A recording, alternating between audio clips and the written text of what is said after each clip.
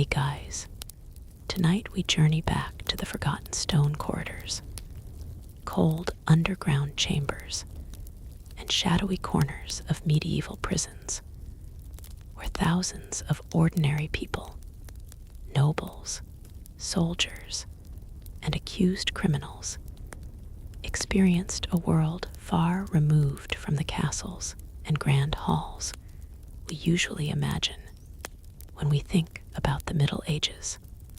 When we picture medieval Europe, our minds often travel to towering castles, armored knights, royal banquets, and dramatic battles. But hidden beneath those impressive walls was another world, a world of darkness, silence, fear, and uncertainty.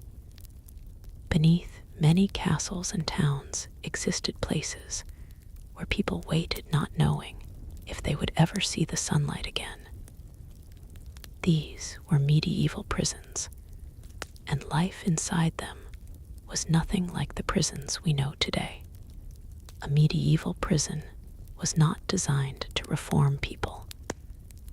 It was rarely a place where someone would receive education, training, or a second chance.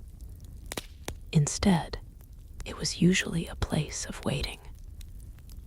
A prisoner might wait for a trial, wait for a punishment, wait for a ransom payment, or simply wait because nobody powerful enough cared about their situation.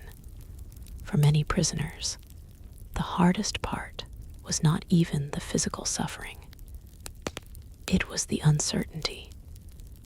Every morning, they woke up wondering if that day would bring freedom, a court decision, or a punishment that could change their life forever. Imagine walking through a narrow stone passage beneath an ancient fortress. The air becomes colder with every step. The sound of footsteps echoes against the walls. There are no windows showing the outside world, no clocks marking the hours, and no comfortable rooms waiting at the end of the hallway.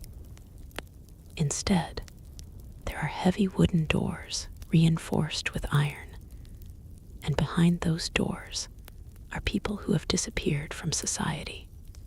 This was the reality for many medieval prisoners. However, the idea of a medieval prison was very different from the modern understanding of imprisonment. In many places, prisons were not even considered the main punishment. They were temporary holding places. A person accused of theft, rebellion, murder, debt, or political crimes might be locked away until authorities decided what would happen next. The legal systems of the Middle Ages were often unpredictable. Wealth, social status, connections, and the influence of powerful families could determine a person's fate. A poor farmer accused of a crime might spend months underground simply because nobody was willing to defend him. Meanwhile, a wealthy noble could sometimes receive special treatment, better food, and even a private room. Inside the prison walls, society's divisions continued. The richest prisoners could sometimes pay guards for better conditions.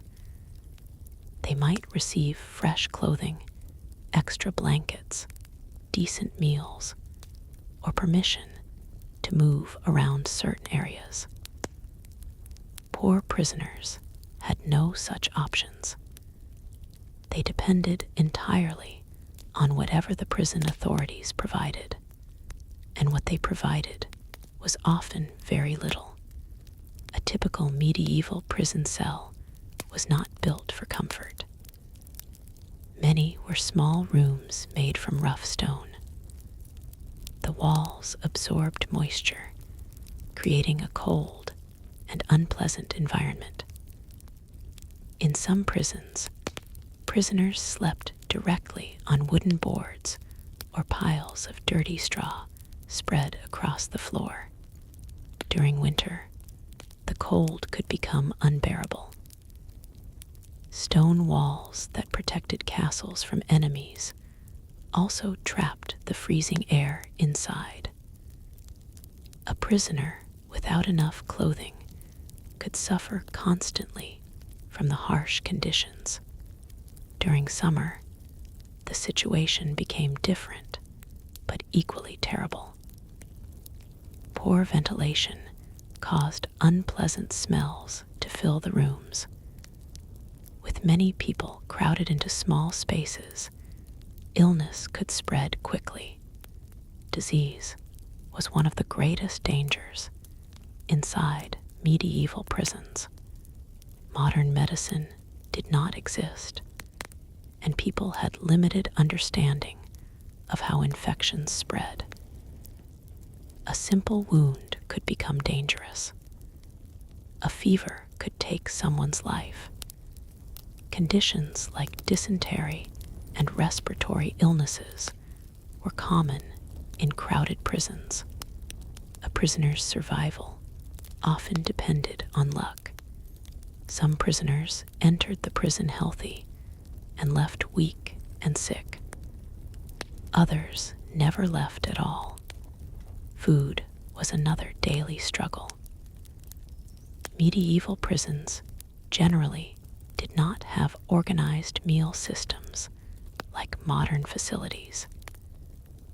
In many cases, prisoners were expected to receive food from family members or friends outside the prison walls.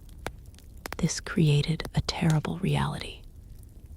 A person without support could slowly starve. If a prisoner had relatives who cared about them, they might receive bread, cheese, vegetables, or small amounts of meat. But someone abandoned by their family faced a much darker situation. Some prisons required prisoners to pay for their own food and basic needs. This meant imprisonment could become a punishment not only for the accused person, but also for their entire family. A poor family might struggle to survive, while also trying to keep their imprisoned relative alive. The guards who watched over these prisoners were not always professional officers like modern prison guards. In many cases, they were local workers responsible for maintaining order. Their behavior could vary greatly. Some guards were cruel and abusive. Others were simply trying to perform a difficult job in a harsh environment. Corruption was common. A guard might accept money in exchange for small favors. A prisoner with wealth could sometimes buy privileges that others could never afford. This created a world where even inside prison walls, money and influence mattered. But not every prisoner was a dangerous criminal. Many people who ended up inside medieval prisons were there for reasons that might seem surprising today. Debt was one common reason. In many medieval societies, failing to repay money could result in imprisonment. A merchant who lost everything in a failed business deal might find himself locked away. A farmer suffering from a bad harvest could become trapped by unpaid obligations. Political conflicts also sent people to prison. A person who challenged a powerful ruler could be accused of treason. A noble involved in a failed rebellion might spend years inside a fortress prison. Even religious disagreements could lead to imprisonment in certain periods and regions. The medieval world was built around authority and hierarchy. Those who threatened that order could quickly lose their freedom. One of the most frightening aspects of medieval imprisonment was the complete loss of control over time. Today, prisoners usually know their sentence length. They may know when they will be released. Medieval prisoners often had no such certainty. A man could enter a prison believing he would be released after questioning, only to remain there for years. Another prisoner might expect a trial soon, but delays could leave him forgotten. Days became weeks. Weeks became months. Months became years. The outside world continued moving forward, while the prisoner remained trapped in the same dark room. Some prisoners tried to maintain hope through small routines. They might pray, carve marks into the walls, tell stories with other prisoners, or create small objects from whatever materials they could find. These simple actions helped them remember that they were still human, because the greatest danger of a medieval prison was not only the physical environment. It was the possibility of being forgotten. A person's identity could slowly disappear behind those heavy doors. Their name could become nothing more than a record written on a piece of parchment. Their life outside could continue without them. But medieval prisons were not all identical. Some were underground chambers beneath castles. Others were towers, city buildings, or specially designed holding areas. And among these places existed some of the most feared prisons of the medieval world. Places where powerful enemies of kings were sent, where prisoners disappeared for decades, and where rumors of suffering created legends that survived for centuries. Deep inside those ancient structures, behind layers of stone and iron, were stories waiting to be uncovered. Stories of innocent people caught in terrible circumstances. Stories of criminals facing brutal justice. Stories of nobles who lost everything. And stories of prisoners who somehow survived the darkest places of the medieval age, because behind every locked door was not just a prisoner. There was a person with a past, a family, dreams, fears, and a story that history almost forgot. And to understand what life inside a medieval prison was truly like, we must now travel deeper into those forgotten halls, where the daily struggle for survival began the moment the prison door closed. The heavy wooden door closed behind the prisoner with a sound that seemed louder than anything he had ever heard before. The iron lock dropped into place, and suddenly the outside world became something distant and unreachable. The voices of family members, the sounds of village streets, the movement of markets, and the warmth of sunlight were replaced by darkness, damp stone, and the quiet breathing of strangers.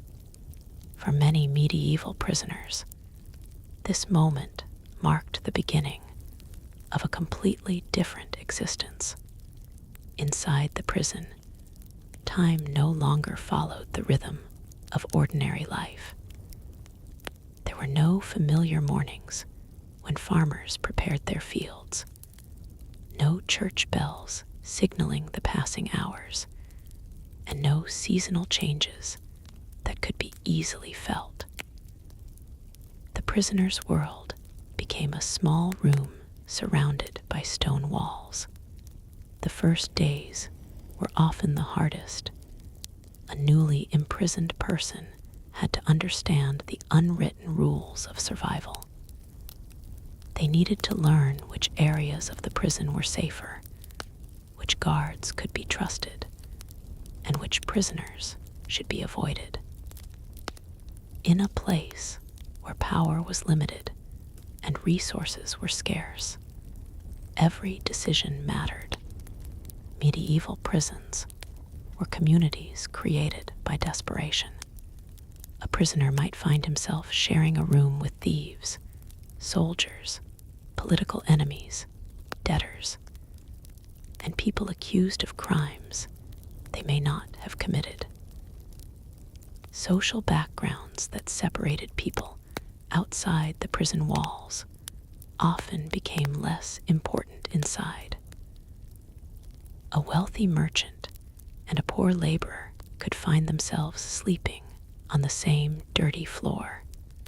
Yet even in this harsh environment, prisoners created their own hierarchy. Strength, experience, and reputation could determine a person's position. Older prisoners who had survived for years often understood how the prison worked. They knew how to negotiate with guards, where to find small comforts, and how to avoid unnecessary conflict. New arrivals were vulnerable. They entered an unfamiliar world where mistakes could have serious consequences. Some prisons were overcrowded, and several prisoners might be forced to share a single chamber. Privacy was almost non-existent. A person who once lived in a small home with family members could suddenly find himself surrounded by strangers day and night. The constant presence of others created its own form of suffering. There was no quiet moment to think, no private place to mourn, no opportunity to escape from the reality of imprisonment. The sounds inside these places became part of daily existence. The coughing of sick prisoners, the chains of those considered dangerous, the footsteps of guards walking through corridors, the cries of people receiving punishment, the whispers of prisoners discussing rumors about trials, escapes, or possible releases. Every sound carried a message. A sudden movement outside a cell could mean a guard arriving. A visitor entering the prison could bring hope or terrible news. A name being called in the hallway could change someone's future forever. In some medieval prisons, prisoners were placed in chains. This was not always because they were considered extremely dangerous. Sometimes chains were used simply because authorities wanted to prevent escape. The weight of iron restraints added another level of suffering. A prisoner forced to wear chains could struggle to sleep, move, or perform basic tasks. For those kept underground, the lack of natural light created another challenge. Human beings depend on sunlight for their sense of time and health. But many medieval prisoners lived with only small amounts of light, entering through narrow openings. Some cells had no windows at all. Without seeing the outside world, prisoners could lose track of days. A person might wake up unsure whether it was morning or afternoon. Seasons could pass without without being noticed. This psychological suffering was one of the most powerful weapons of imprisonment.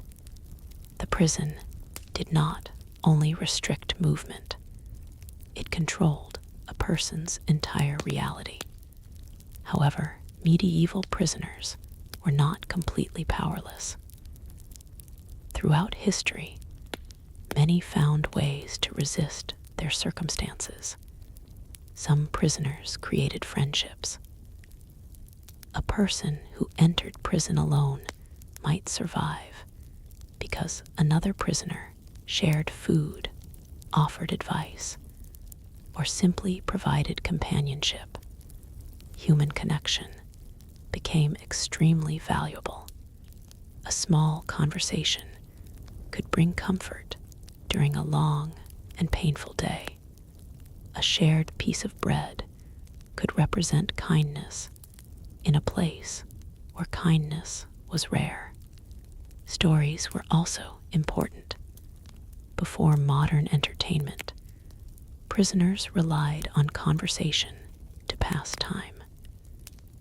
They told stories about their lives, battles they had fought, places they had visited, and families they hoped to see again. These stories helped preserve memories. A prisoner could be physically trapped, but through stories, they could mentally return to the outside world. Religion also played a major role in medieval prison life. The Middle Ages were deeply connected to religious belief, and many prisoners turned toward prayer during their confinement. Some believed their suffering was a test of faith. Others prayed for forgiveness, protection, or a miracle. Religious figures sometimes visited prisoners.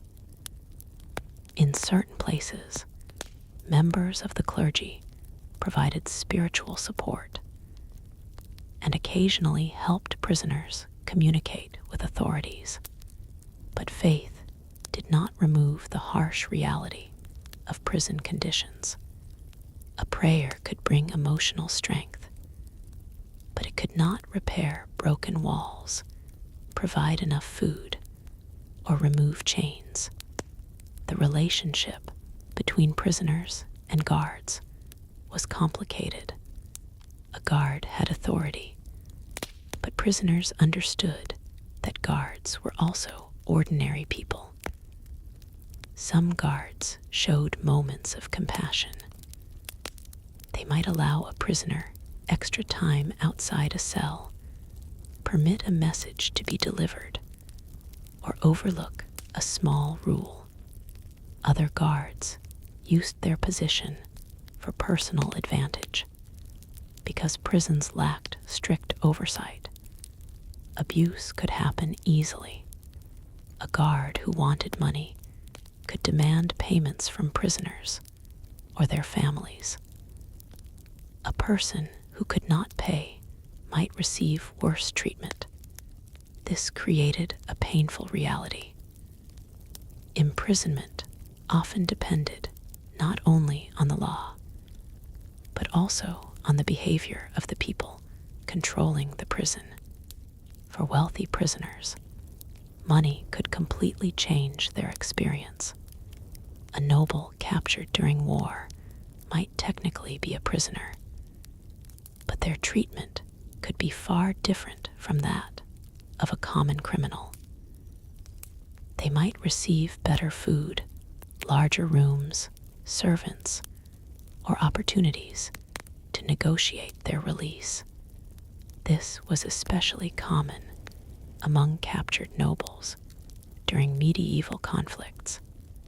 A knight defeated in battle was not always treated like a criminal. He could be held until his family paid a ransom. The prisoner's value was measured by wealth and status. A poor soldier captured during the same conflict might face a completely different fate. This difference showed one of the central realities of medieval society. Justice was not always equal. The law existed, but the experience of the law depended heavily on who you were. For ordinary people, imprisonment could destroy everything. A farmer locked away for months could lose his crops. A craftsman could lose his business. A parent could lose contact with children. The punishment extended far beyond the prison walls. Families often suffered alongside prisoners. A wife might have to find ways to survive without her husband's income. Children could grow up without a parent present. Relatives might spend their savings trying to secure a release. Sometimes the greatest tragedy was not the prison itself, but everything lost while someone was inside. Yet among these stories of suffering, there were also moments of incredible survival. Some prisoners spent years inside these dark places and still managed to maintain their identity. They adapted. They found ways to communicate, create friendships, and protect their hope. Because even in the deepest medieval dungeon, where sunlight barely reached the floor and the walls seemed impossible to escape, people continued searching for one thing above all else, a way out. But escaping a medieval prison was one of the most dangerous challenges anyone could attempt. The walls were thick, the guards were watching, and the punishment for failure could be worse than imprisonment itself. Still, throughout medieval history, there were prisoners who attempted the impossible. They studied the routines of guards. They searched for weaknesses. They waited for the perfect moment. And sometimes they made their move. The next chapter of their story would reveal the desperate methods prisoners used to challenge the walls that were built to hold them forever. For a prisoner trapped behind medieval walls, the idea of escape was more than a simple desire for freedom.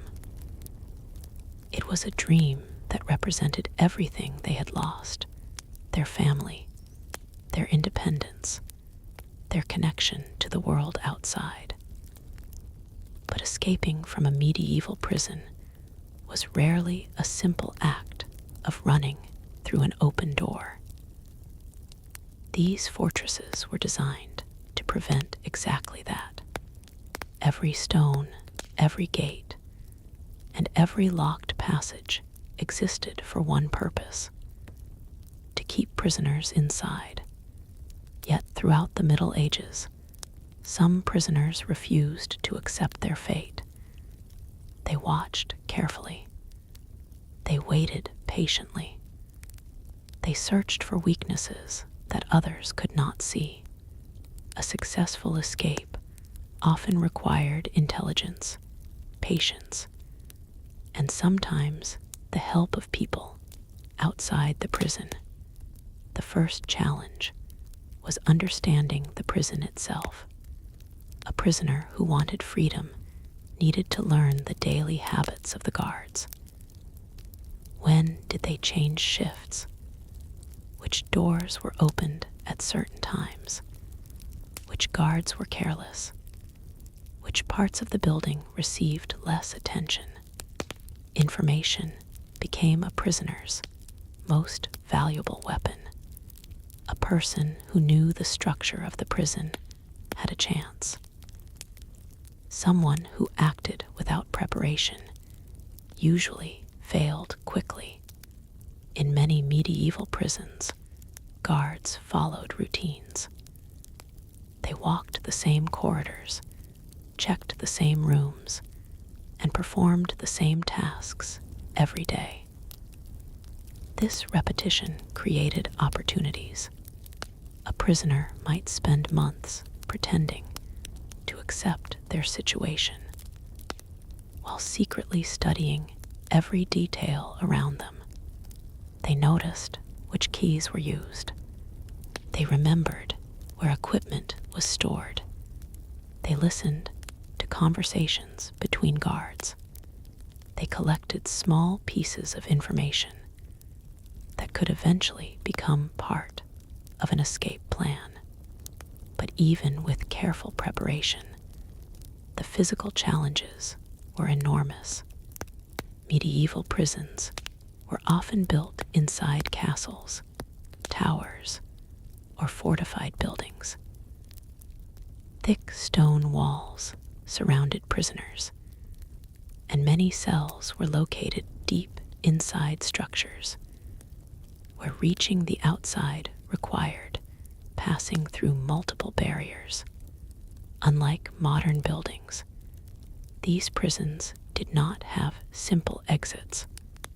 A prisoner might need to escape from a cell, cross a hallway, avoid guards, pass through locked gates, and then somehow survive outside without being captured again. The outside world itself could be dangerous. A person who escaped was usually considered a fugitive. Authorities could send soldiers or local officials to search for them. If they were caught, the consequences could be severe. Despite these risks, some prisoners attempted extraordinary escapes. One method involved bribery. Money could influence almost every part of medieval society, and prisons were no exception. A guard who was poorly paid might accept payment in exchange for looking away at the right moment. For a wealthy prisoner, bribing a guard could be easier than breaking through a wall. But for poor prisoners, escape required creativity. Some attempted to create tools from whatever materials they could find. Pieces of metal, broken wood, or everyday objects could become useful. A prisoner might secretly work for weeks or months, creating something that could help them overcome a barrier. However, prisoners had to be extremely careful. A single mistake could reveal the entire plan. Guards who discovered an escape attempt often increased security. Prisoners could be placed in stronger restraints, moved to different cells, or punished severely. The fear of discovery was always present. Every conversation had to be controlled. Every movement had to appear normal. Every hidden object had to remain unnoticed. The mental pressure was enormous. One of the most interesting aspects of medieval imprisonment was that not all escape attempts involved physical force. Some prisoners escaped through legal or political methods. A person with powerful allies could sometimes negotiate release. A noble prisoner might send messages to family members who could use their influence. A wealthy merchant could arrange payment. In these cases, freedom depended not on breaking walls, but on breaking through the systems of power surrounding the prison. This revealed another important truth about medieval society. A person's position could determine whether prison became a temporary problem or a life sentence. A nobleman captured during conflict might spend comfortable months waiting for negotiations. A poor person accused of a minor crime might remain forgotten for years. The difference was not always the crime. Often it was the person. But for many prisoners, escape was impossible. They had no money, no powerful friends, no family members who could help. Their only choice was survival. Survival inside a medieval prison required adapting to conditions that would seem unbearable today. Prisoners learned to conserve energy. They learned how to endure hunger. They learned how to protect themselves from illness and conflict. Small comforts became extremely important. A warmer corner of a room, a cleaner piece of clothing, a friendly conversation, a small amount of extra food. These things might seem insignificant from the outside, but inside prison walls, they could make the difference between hope and despair. Some prisoners created routines to maintain their sanity. They prayed at certain times. They counted days. They carved marks into walls. They repeated memories of their past lives. A person might spend hours remembering the face of a loved one, or imagining the fields, streets, and homes they had left behind. Memory became a form of escape. Although their bodies were trapped, their minds could still travel. They could return to childhood memories. They could imagine future reunions. They could dream of walking freely under the open sky again. For many prisoners, hope was the only possession nobody could take away. But not everyone survived the psychological pressure. Long imprisonment could change people. Some became angry and violent. Others became silent and withdrawn. The constant uncertainty damaged the human spirit. A prisoner who entered the dungeon confident and strong might eventually become someone completely different. The loss of control over one's own life was one of the most painful experiences. Someone else decided when they ate. Someone else decided when they moved. Someone else decided whether they would ever leave. This complete dependence created a feeling of helplessness. And yet, even in these terrible conditions, stories of courage appeared. There were prisoners who protected weaker companions. There were people who shared their final piece of food. There were individuals who refused to surrender their dignity despite everything around them.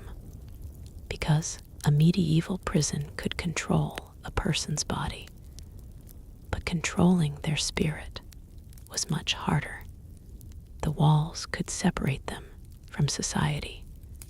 The chains could restrict their movement. The darkness could challenge their hope. But many prisoners continued believing that their story was not finished. Some waited for a trial. Some waited for a pardon. Some waited for a payment. And some waited for a chance to escape. However, before understanding the darkest moments inside medieval prisons, we must look at the people who guarded these places. The men responsible for controlling prisoners, maintaining order, and deciding what happened behind those locked doors. Because the guards themselves lived in a difficult world, they stood between authority and desperation. They carried keys that represented power, and every day They entered the same dark corridors where fear, anger, and survival existed side by side. Their choices could determine whether a prisoner experienced a moment of mercy or a life of suffering. The next part will reveal who these guards really were, how they operated, and what it meant to hold the keys to a medieval prison. The keys hanging from a medieval prison guard's belt represented something far greater than a simple tool. They represented control. Behind every locked door, every narrow corridor, and every stone chamber was a person whose entire existence depended on the person carrying those keys. The prison guard stood between the prisoner and the outside world. But who were these people? When we imagine medieval prisons, it is easy to picture cruel figures walking through dark halls, carrying weapons and treating prisoners without compassion.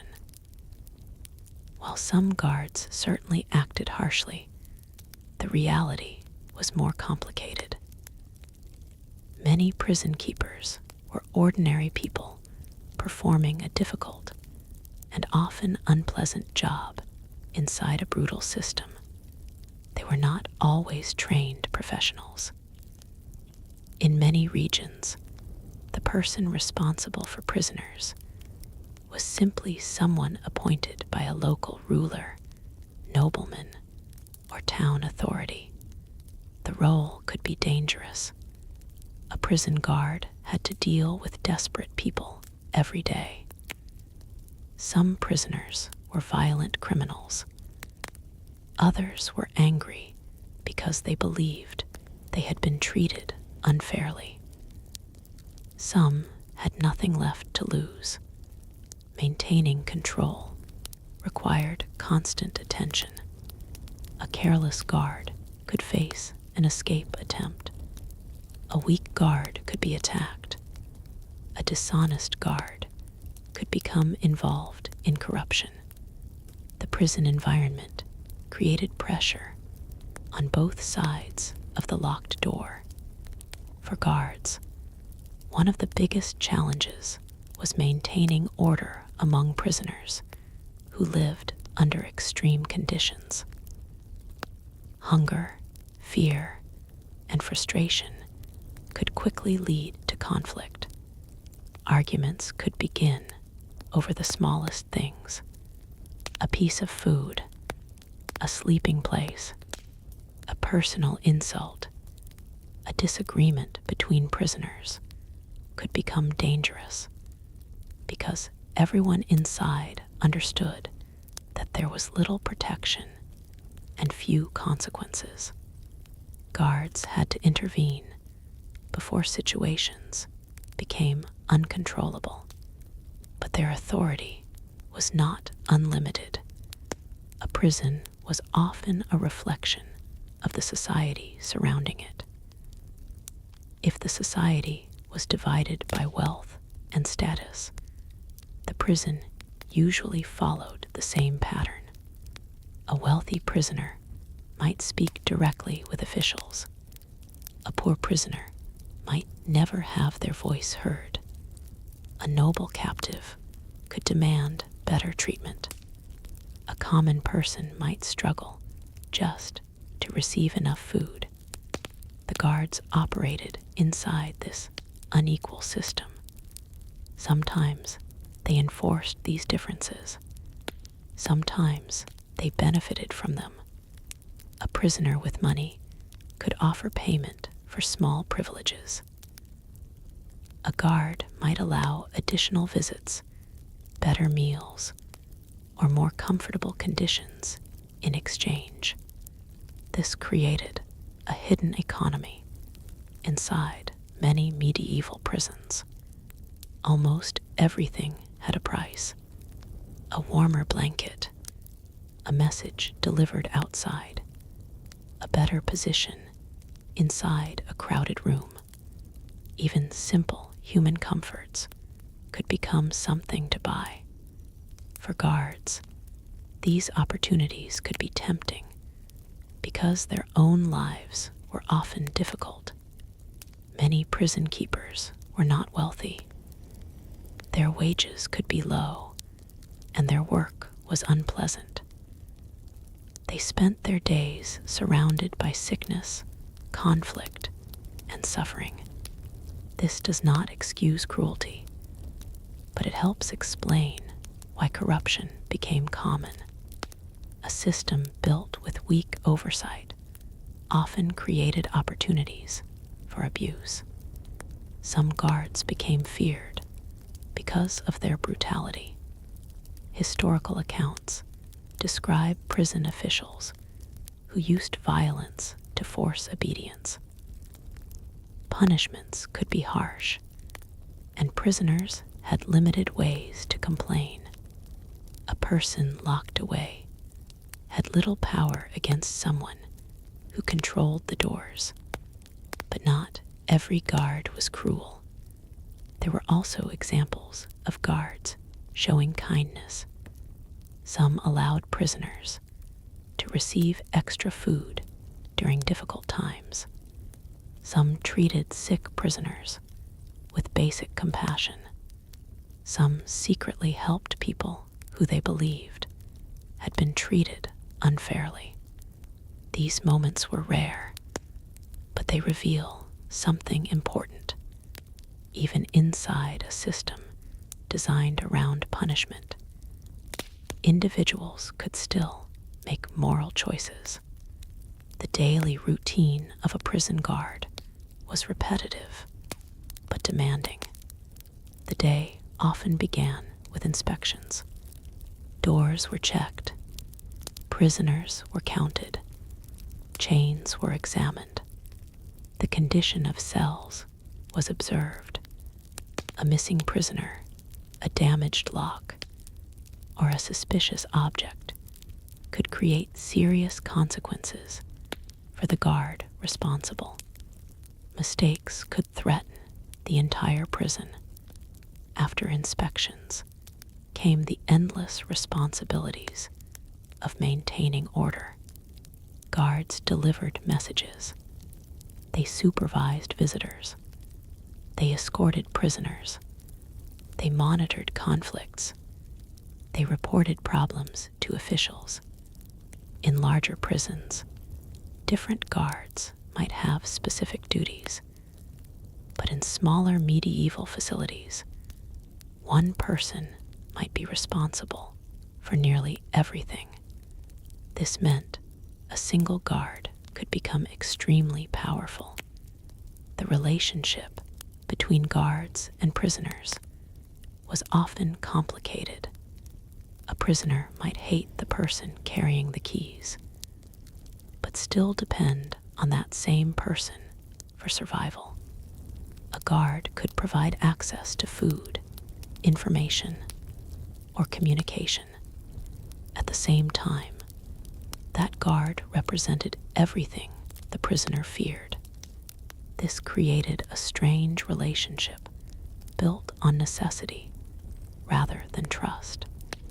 Some prisoners attempted to gain favor with guards. They offered information about other prisoners. They behaved obediently. They tried to appear harmless. Others resisted authority completely. They refused cooperation. They challenged orders.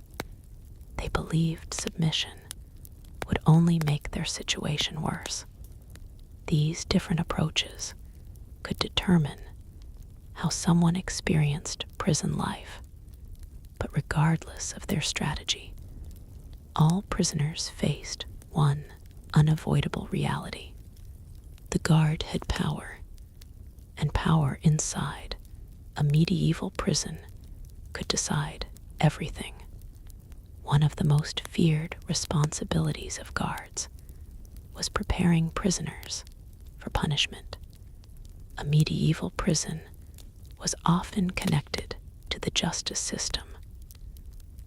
people were not always sent there for long-term confinement.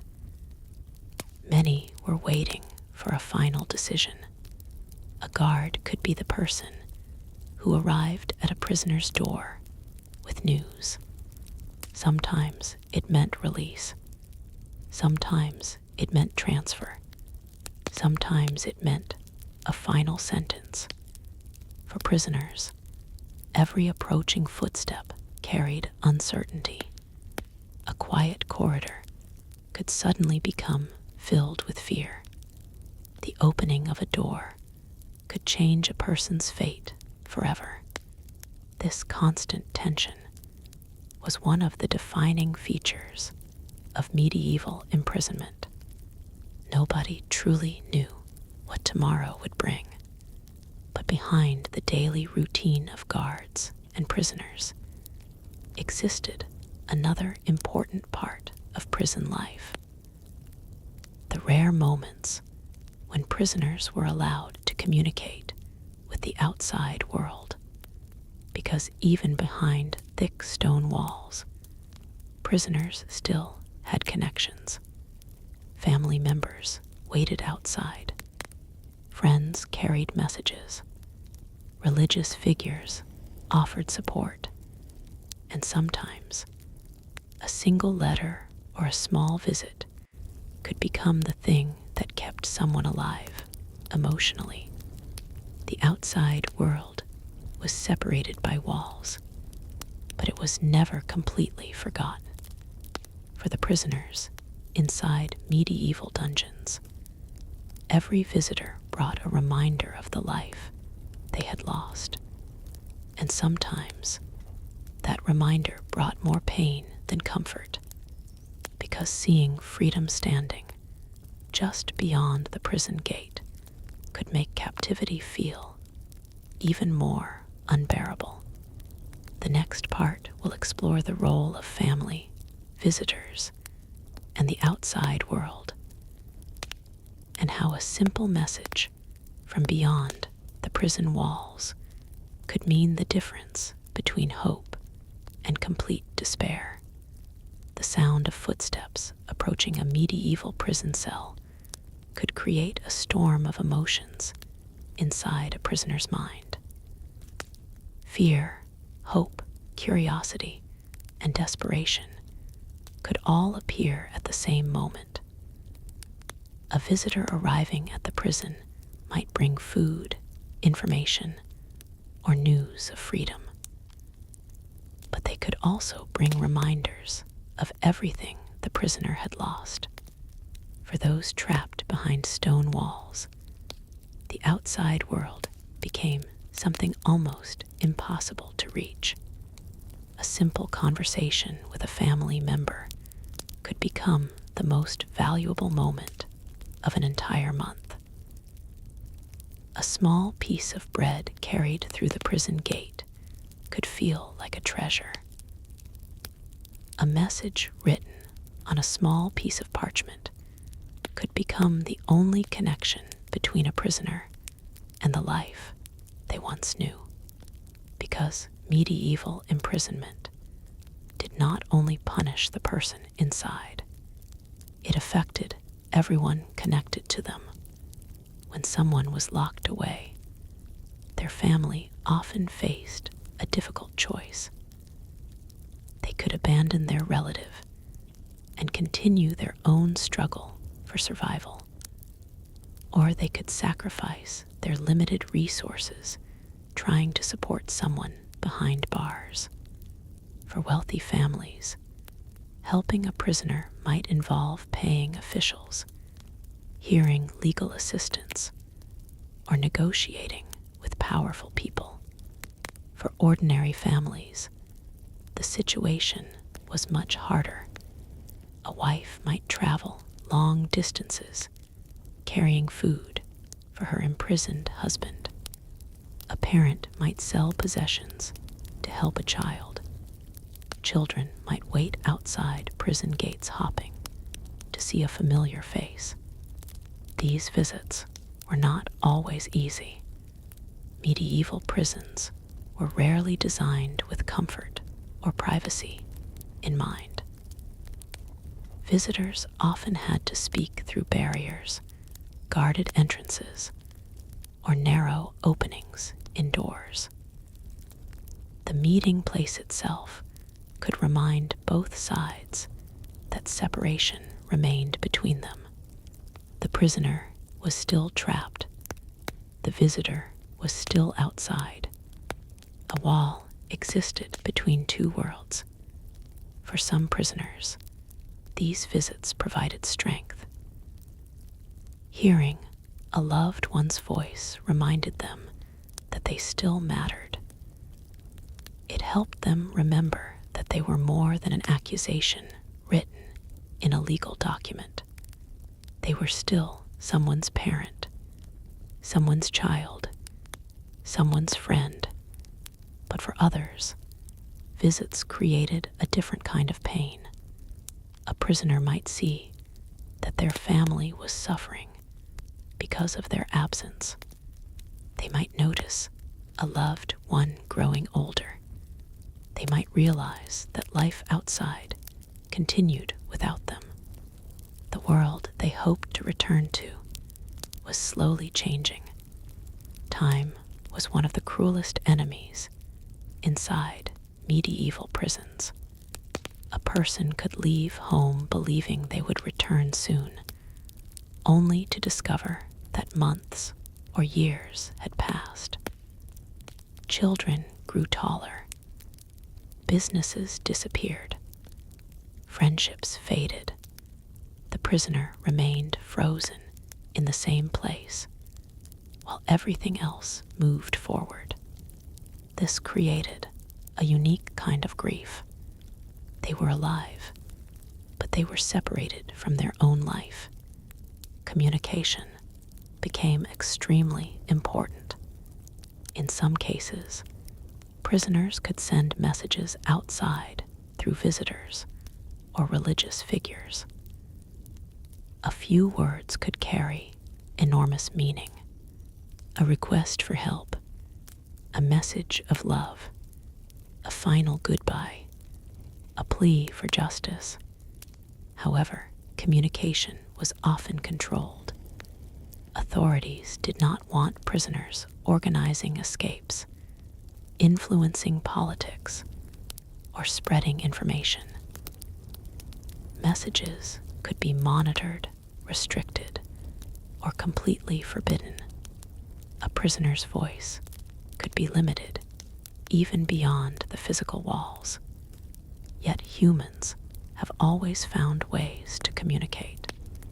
Small signs, hidden notes, secret conversations, simple gestures. These methods allowed prisoners to maintain some connection with the outside world. One of the most important visitors in medieval prisons was often a member of the clergy.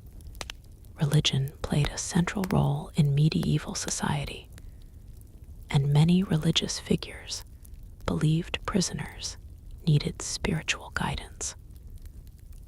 They visited cells, listened to confessions, offered prayers, and sometimes acted as intermediaries between prisoners and authorities. For someone facing an uncertain future, these visits could provide emotional comfort. A person who believed they had lost everything might find some sense of peace through faith.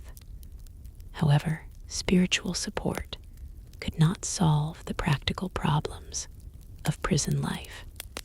A prayer could comfort a hungry prisoner. It could not fill an empty stomach. A blessing could provide courage.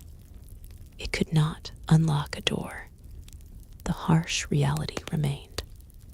Many prisoners depended heavily on outside assistance. Without family, friends, or supporters, survival became much more difficult. This was especially true for prisoners from poor backgrounds. A wealthy prisoner could sometimes transform their confinement through money and connections. A poor prisoner had fewer options. Their survival depended on kindness from strangers, other prisoners, or occasionally compassionate guards. This difference showed one of the most important truths about medieval justice. The experience of punishment was shaped by social position. The same prison could contain people living completely different realities. A noble captured during political conflict might eat better food and sleep in a private chamber. A poor farmer accused of stealing food might sleep among dozens of prisoners in terrible conditions. Both were technically prisoners, but their experiences were worlds apart. The prison walls were the same. The suffering was not. This inequality was visible in the way prisoners prepared for their future.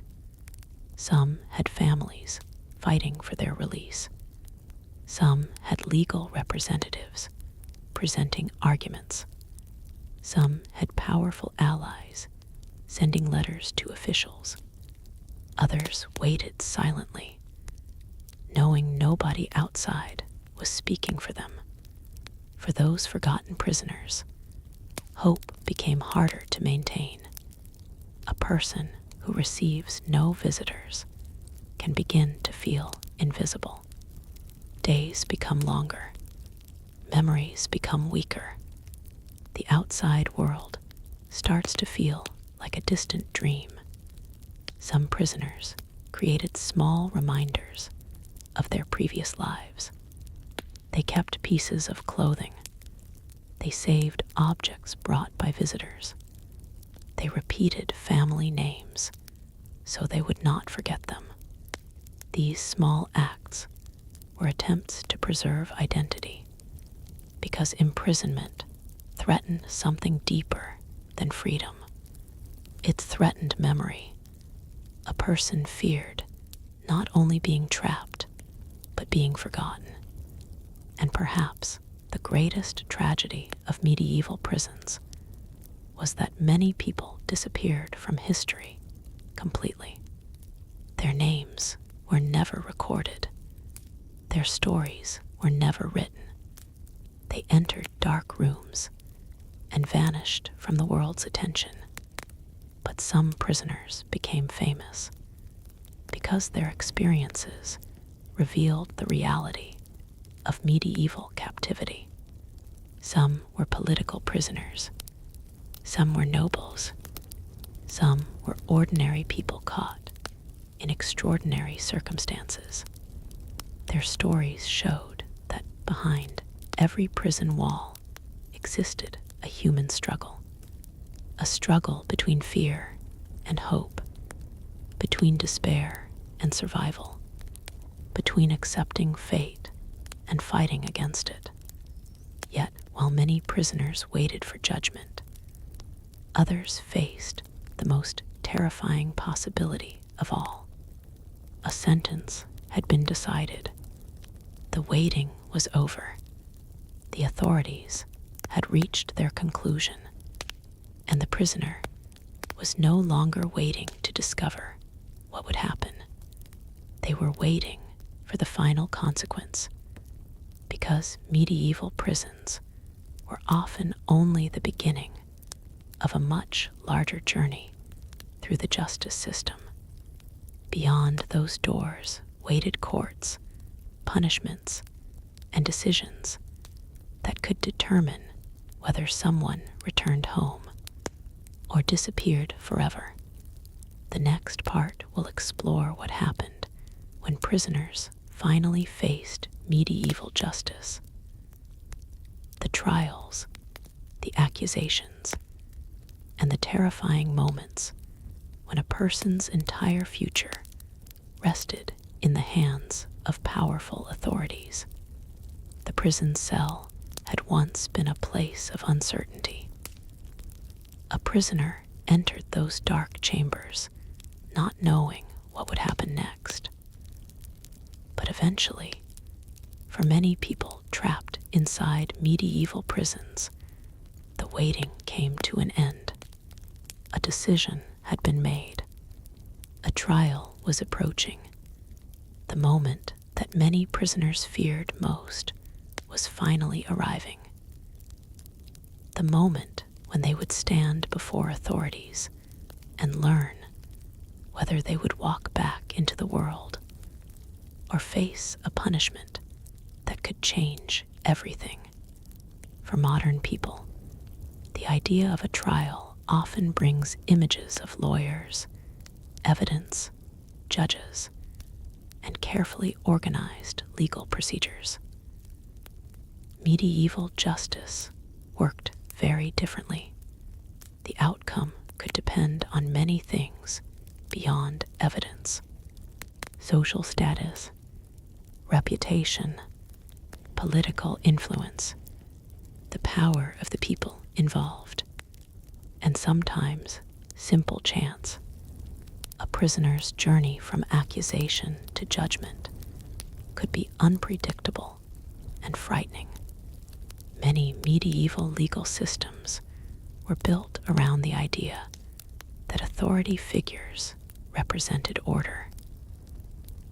Kings, nobles, and local officials held the responsibility of deciding guilt and punishment.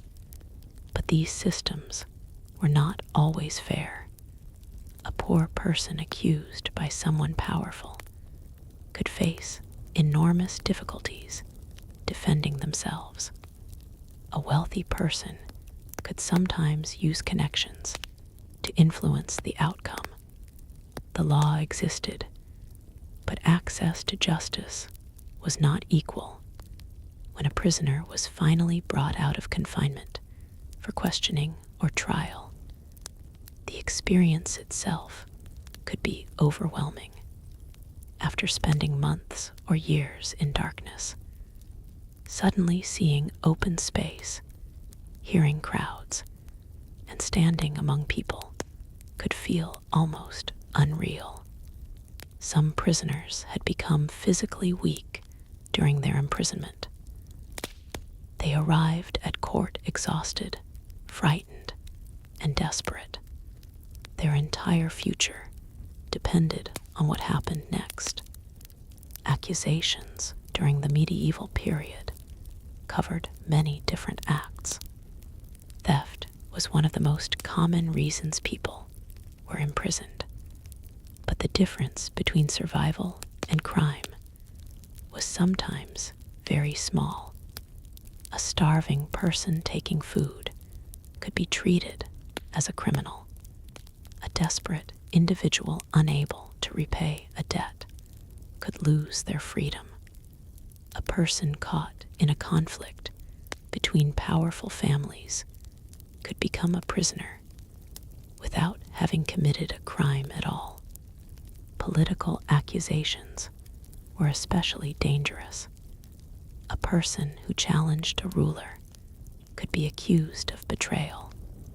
A noble who supported the wrong side in a conflict could suddenly become an enemy of the state. In these situations, the prison was not only a place of punishment, it was also a tool of control. Locking someone away removed their influence and prevented them from acting against those in power. For ordinary prisoners, the trial process could be confusing. Legal language was unfamiliar, procedures were complicated, and many people had little ability to defend themselves. Some relied on witnesses who could speak about their character. Others depended on family members or community members to support their story. Reputation mattered greatly. A person known as honest and hardworking might receive different treatment than someone already viewed negatively by society. In small medieval communities, personal relationships could influence legal decisions. A person's entire life could be judged through the opinions of others. The idea of evidence was also different from modern standards. In many places, authorities relied heavily on testimony, reputation, and traditional methods of determining guilt. Sometimes, people were judged through practices that reflected the beliefs of the medieval world rather than scientific investigation. This created situations where innocent people could suffer. A person might be unable to prove their innocence simply because the system was not designed to discover truth in the way modern courts attempt to do. For prisoners, this uncertainty was terrifying. They knew that a decision made by others could determine everything: their home, their family, their future, their life. Some prisoners tried to remain calm during these moments. Others broke under the pressure. After months spent waiting in confinement, the emotional weight could become overwhelming. A person who had imagined freedom countless times might suddenly hear a decision that destroyed all hope. Yet not every prisoner faced a terrible ending. Some were released. A lack of evidence, payment of debts, political changes, or intervention from powerful individuals could lead to freedom. But even those who left prison often carried the experience with them forever.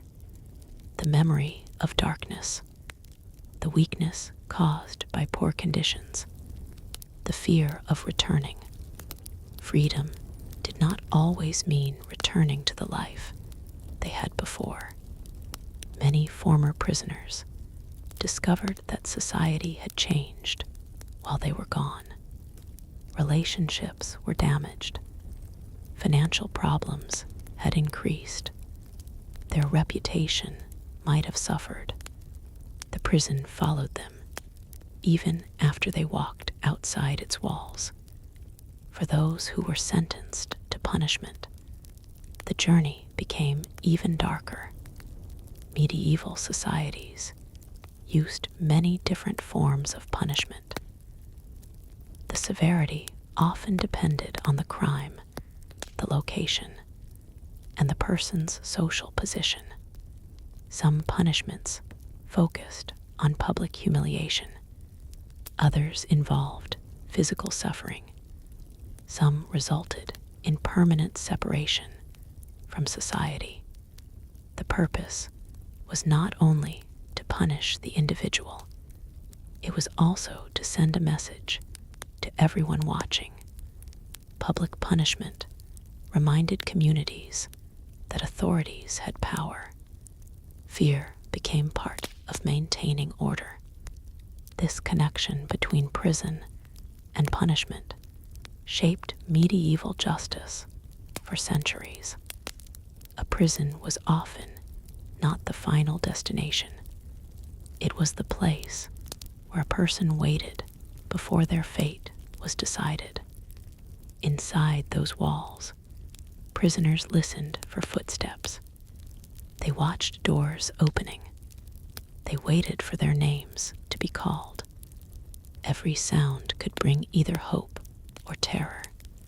For some, the greatest moment of fear came not when they entered the prison, but when they left it, because leaving could mean freedom, or it could mean walking toward a punishment from which there was no return.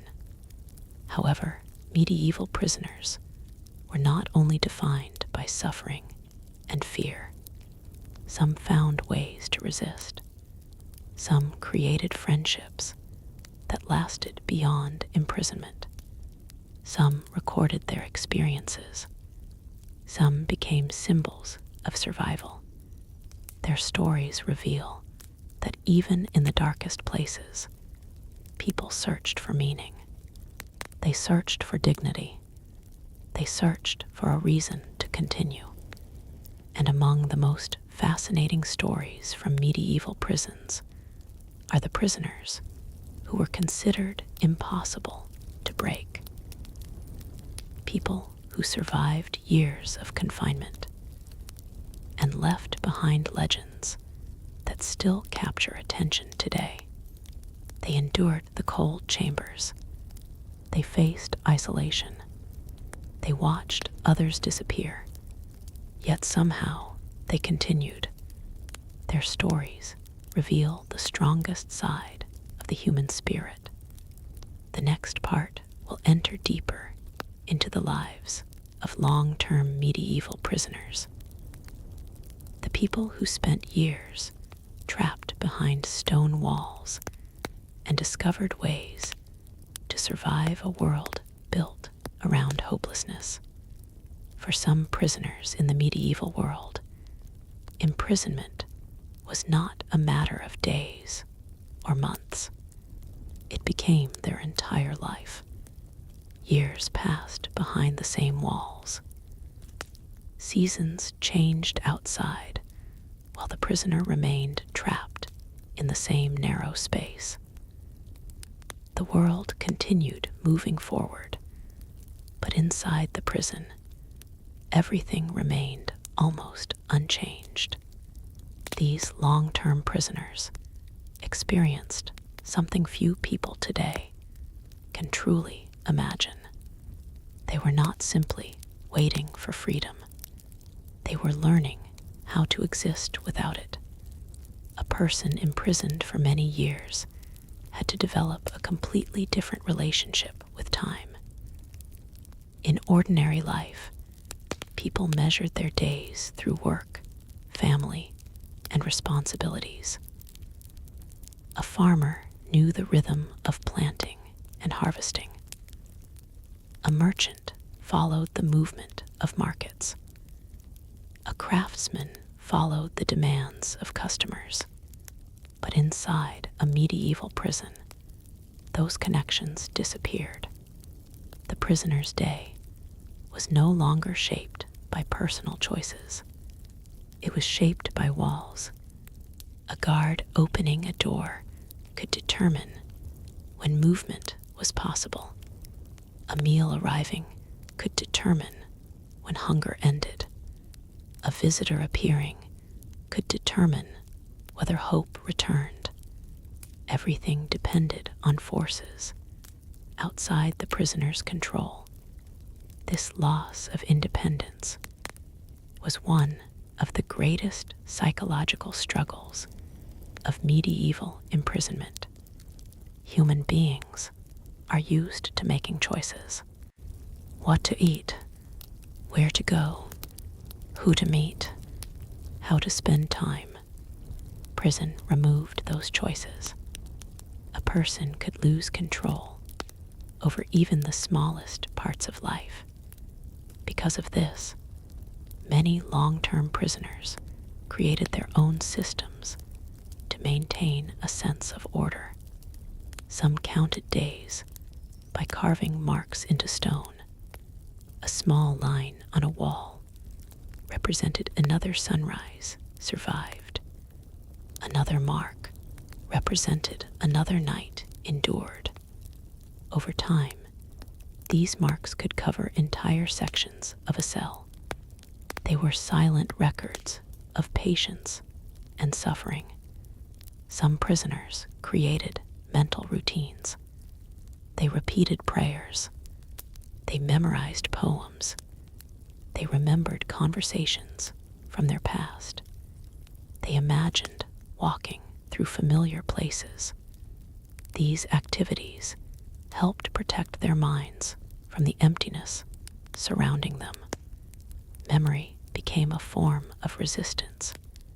A prisoner might have lost freedom, but they refused to lose their connection to who they were. This was especially important because medieval prisons could slowly erase a person's identity. Inside the prison system, people were often reduced to simple descriptions: the thief, the traitor, the debtor, the prisoner. But behind those labels were real human beings: a father, a daughter, a soldier, a worker, a person who once had dreams. Long-term prisoners struggled against becoming nothing more than a name attached to a crime. One of the greatest challenges was loneliness. Even when many prisoners shared the same building, isolation could still exist. A person could be surrounded by others and still feel completely alone. Everyone carried their own suffering. Everyone had their own fears. Everyone wondered about their own future. This emotional separation could be as painful as physical confinement. However, friendships sometimes developed in these difficult conditions. Prisoners who shared the same room often became dependent on each other. They exchanged stories. They shared advice. They protected one another. A prisoner who had survived many years could become a source of knowledge for newcomers. They explained how the prison worked. They warned others about dangers. They taught new prisoners how to endure. In a place designed to break people, human connection became a powerful source of strength. Food remained one of the constant concerns for long-term prisoners. A person who spent years inside had to adapt to limited meals and poor conditions. Those with family support had advantages. Regular deliveries from outside could improve survival. But prisoners without anyone to help them faced much greater hardship. Some became extremely weak over time. Others learned to survive with very little. The human body can adapt to difficult circumstances, but that adaptation often comes with a cost. Many prisoners suffered from lasting health problems. Poor nutrition weakened their bodies. Damp conditions damaged their health. Lack of sunlight affected their physical condition. Illnesses that might have been manageable outside could become serious inside prison. The environment itself became an enemy. Cold stone, dirty floors, limited fresh air, crowded spaces. All of these factors slowly affected prisoners who remained confined for years. Yet some prisoners managed to create unexpected forms of life within these harsh conditions. They made small objects from available materials. They carved pieces of wood. They created simple decorations. They repaired clothing. These activities were not just ways to pass time. They were reminders of human creativity. They showed that even when someone's freedom was removed, their ability to create could survive. For some prisoners, religion became even more important as years passed. The belief that suffering had meaning helped them continue. Prayer created structure. Faith created comfort. Hope created endurance. A prisoner might not know whether they would ever leave the prison, but they could still believe that their existence mattered. This belief could become the difference between survival and surrender. But not everyone was able to maintain hope. Some long-term prisoners changed completely. The years of uncertainty could transform their personalities. Some became bitter. Some became silent. Some stopped believing they would ever experience freedom again. The psychological effects of imprisonment were powerful. A person could become accustomed to captivity. The outside world might begin to feel unfamiliar. Freedom, once something they dreamed about every day, could become frightening because they no longer knew how to live without prison. This was one of the hidden tragedies of long imprisonment. The walls did not only keep people inside. Sometimes they changed the way people saw the world. Yet throughout history, there were prisoners who refused to allow captivity to define them. They found ways to preserve their humanity. They protected their memories. They helped others survive. They became examples of endurance. Their stories remind us that the human spirit can survive even in places designed to destroy hope. But medieval prisons held another frightening reality that many people today rarely consider. Not everyone inside was waiting for a trial. Not everyone had been convicted. Some people entered prison because they were caught in the conflicts of powerful rulers. Some were used as political tools. Some were imprisoned simply because their existence created a threat to someone in authority. For these prisoners, the dungeon was not about justice. It was about power. A person could become a prisoner not because of what they had done, but because of who they were. And inside the darkest fortresses of medieval Europe, some of the most important figures of the age found themselves trapped behind locked doors.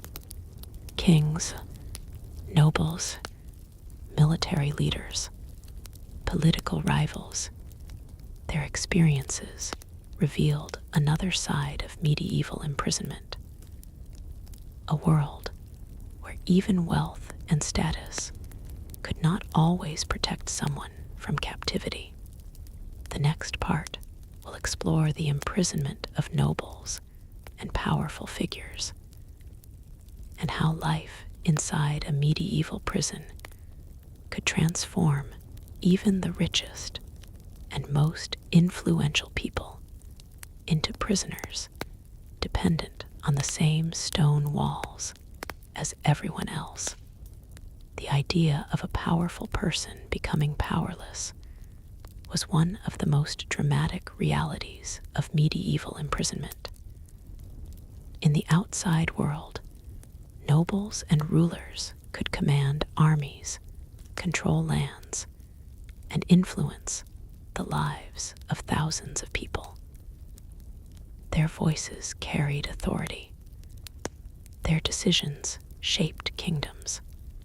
But once the prison door closed behind them, even the most powerful individuals discovered that captivity changed everything.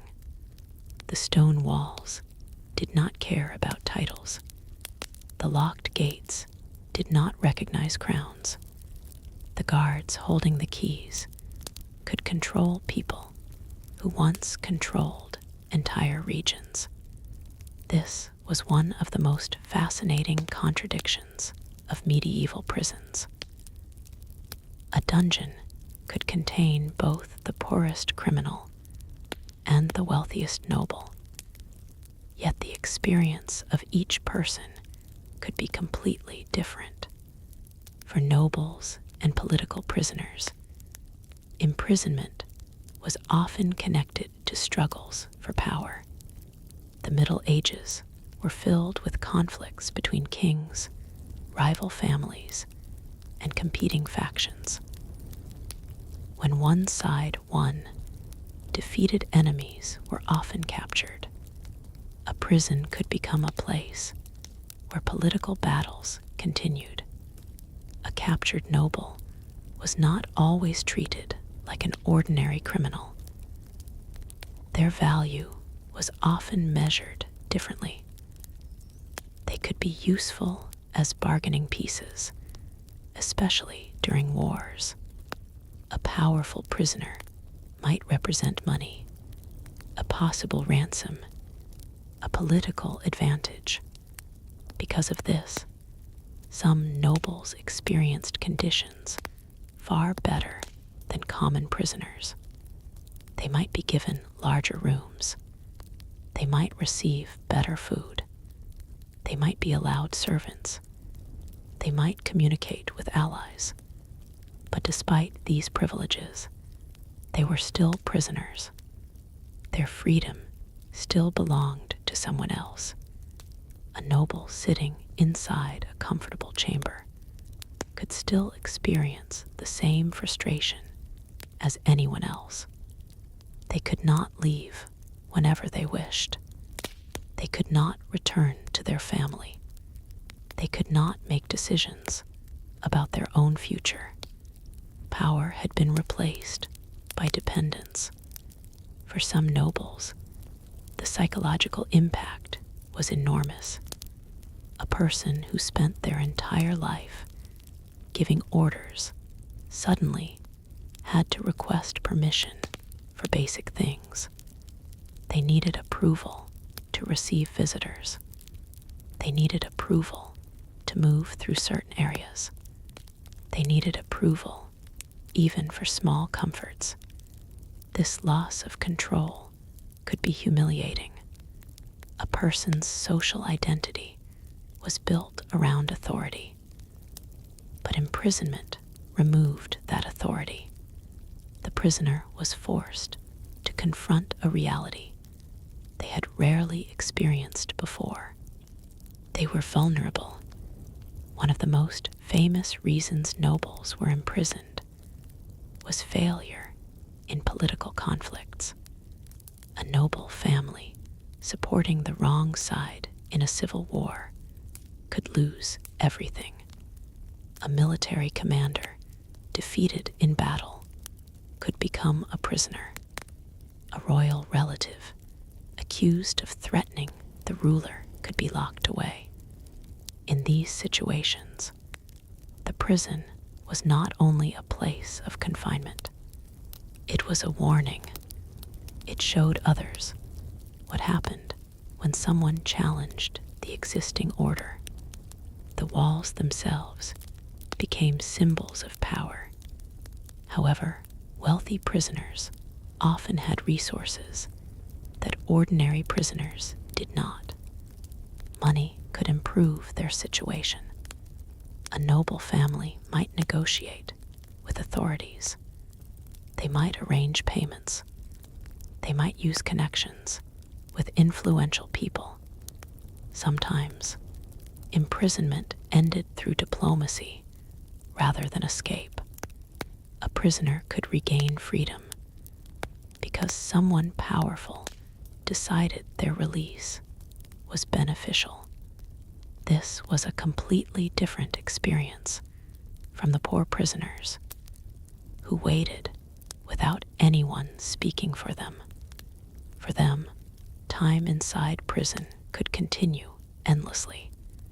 The difference between these experiences showed how deeply social class shaped medieval life. The same building could represent completely different realities, depending on who entered it. A wealthy prisoner might complain about boredom. A poor prisoner might struggle simply to survive. A noble might spend years planning negotiations. A common person might spend years hopping someone remembered their name. But even privileged prisoners faced dangers. Disease did not always respect wealth. Isolation did not disappear because someone had a title. The fear of an uncertain future affected everyone. A noble captured during war might wonder whether they would ever see their homeland again. A political prisoner might fear execution. A rival of a powerful ruler might know that release was impossible. The prison became a place where even the strongest people confronted their own limits. For some nobles, imprisonment created unexpected opportunities for reflection. Removed from the constant demands of politics and warfare, they had time to think. Some wrote letters, some recorded their experiences, some created religious or philosophical works. Their confinement became part of their legacy. The walls that restricted their movement sometimes gave them time to create something that survived beyond their imprisonment. But not every powerful prisoner was treated with respect. A ruler who considered someone a serious threat could order extremely harsh conditions. Political enemies could be placed in isolated chambers. They could be denied communication. They could disappear from public life completely. A person who had once been celebrated could become a forgotten prisoner. This possibility created fear among medieval elites. Everyone understood that power could change quickly. Today's ally could become tomorrow's enemy. Today's respected noble could become tomorrow's prisoner. The medieval world was unstable, and imprisonment was one of the tools used to control that instability. But while nobles and political figures reveal one side of medieval captivity, another group experienced imprisonment for very different reasons. Ordinary people often entered prison because of poverty, desperation, or circumstances beyond their control. A person could lose their freedom because of debt, a mistake, a conflict, or a decision made by someone more powerful. Their stories were quieter. They did not involve kingdoms or battles. They were the stories of farmers, workers, merchants, and villagers whose lives were changed by a single accusation. These people made up the majority of medieval prisoners, and their experiences reveal what everyday imprisonment was truly like for most people. They had no wealthy family negotiating behind the scenes, no political allies demanding better treatment, no influence to change their situation. They entered the same dark buildings, but they entered them almost completely alone. For these prisoners, survival depended on endurance, luck, and the small acts of kindness they could find inside an unforgiving system. The next part will explore the lives of ordinary medieval prisoners, the forgotten men and women who filled these prisons, how they ended up there, and what daily survival meant when nobody powerful was coming to save them. For most people who entered medieval prisons, there were no powerful families waiting to negotiate their release. There were no wealthy allies sending messages to officials. There were no influential voices demanding better treatment. They were ordinary people, farmers, craftsmen, laborers, merchants, servants, people whose names were rarely recorded in history. Yet these forgotten prisoners made up the largest part of medieval prison populations, and their experiences reveal the everyday reality of captivity during the Middle Ages. Unlike the dramatic stories of imprisoned nobles and political rivals, the struggles of ordinary prisoners were often quiet. There were no battles fought outside the prison gates for their freedom. No armies marched to rescue them. Many simply disappeared into the system. A person could enter prison because of a single event that changed their entire life. A failed harvest could lead to unpaid debts. A disagreement with a powerful neighbor could become a legal conflict. A desperate act caused by hunger could be treated as a serious crime. A misunderstanding could grow into an accusation. For many ordinary people, the line between normal life and imprisonment was dangerously thin. Life in medieval villages was already difficult. Most people lived close to survival. They depended on successful crops, healthy animals, and stable weather. A single disaster could create a chain of problems. A storm could destroy fields. A disease could kill livestock. A family could lose its income. A debt could become impossible to repay. And when someone could not meet their obligations, imprisonment was sometimes used as a solution. Debt imprisonment was one of the harshest realities for many ordinary people. A person who owed money might be locked away until the debt was paid, but imprisonment often made the situation worse. A person inside prison could not work normally. They could not easily earn money. Their family might struggle without their support. The debt that caused imprisonment could continue growing while they remained trapped. It became a cycle that was extremely difficult to escape. Imagine a farmer who borrowed money after a poor harvest. He expected the next season would bring enough crops to repay what he owed. But then another problem appeared. Perhaps illness affected his family. Perhaps the weather destroyed another harvest. The debt remained. Eventually, authorities arrived. The farmer was taken away from his home and brought to prison. Inside the walls, he was no longer seen primarily as a hardworking person trying to survive. He became a debtor, a prisoner, a problem to be managed. This transformation could be devastating.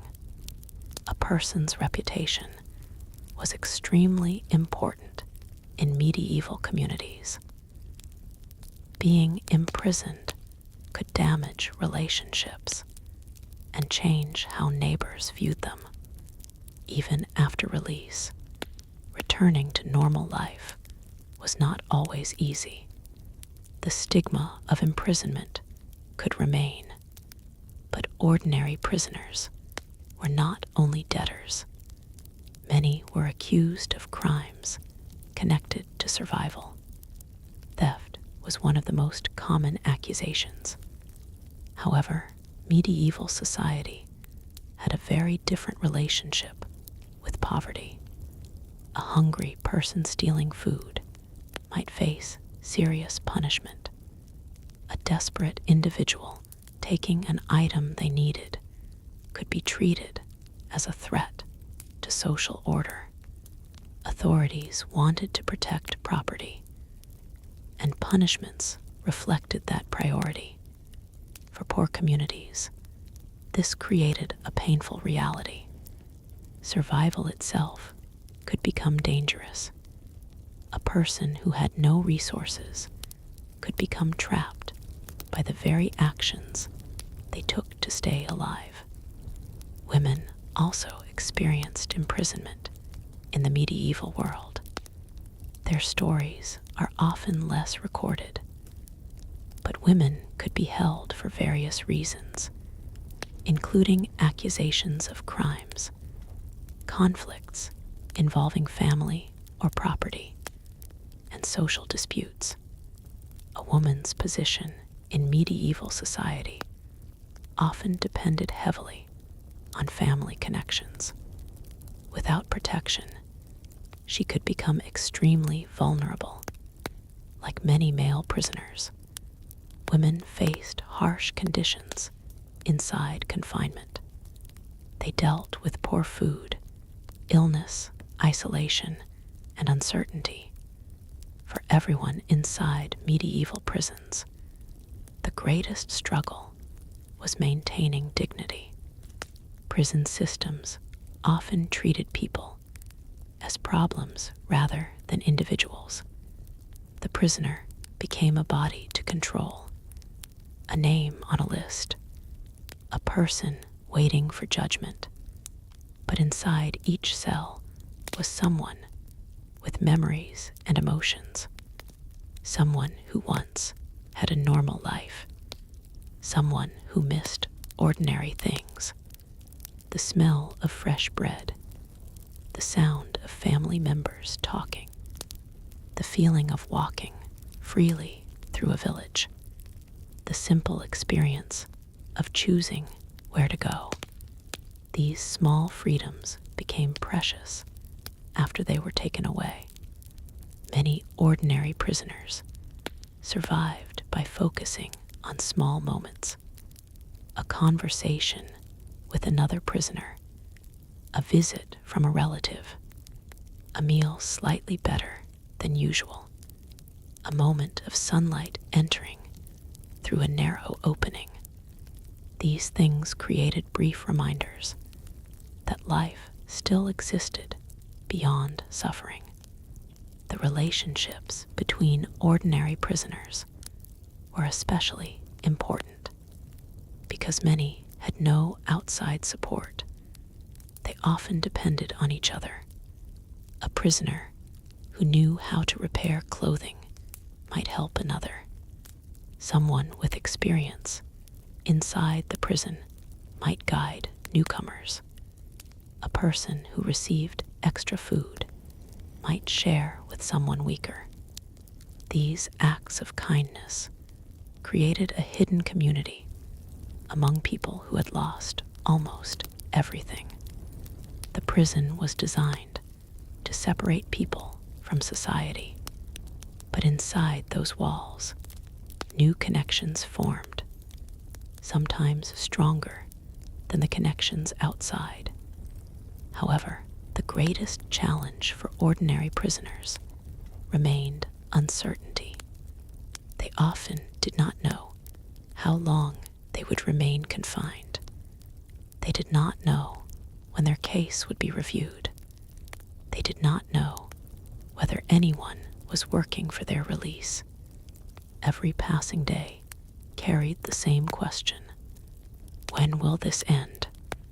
That question followed prisoners through every moment, during sleepless nights, during long hours of waiting, during conversations about the future.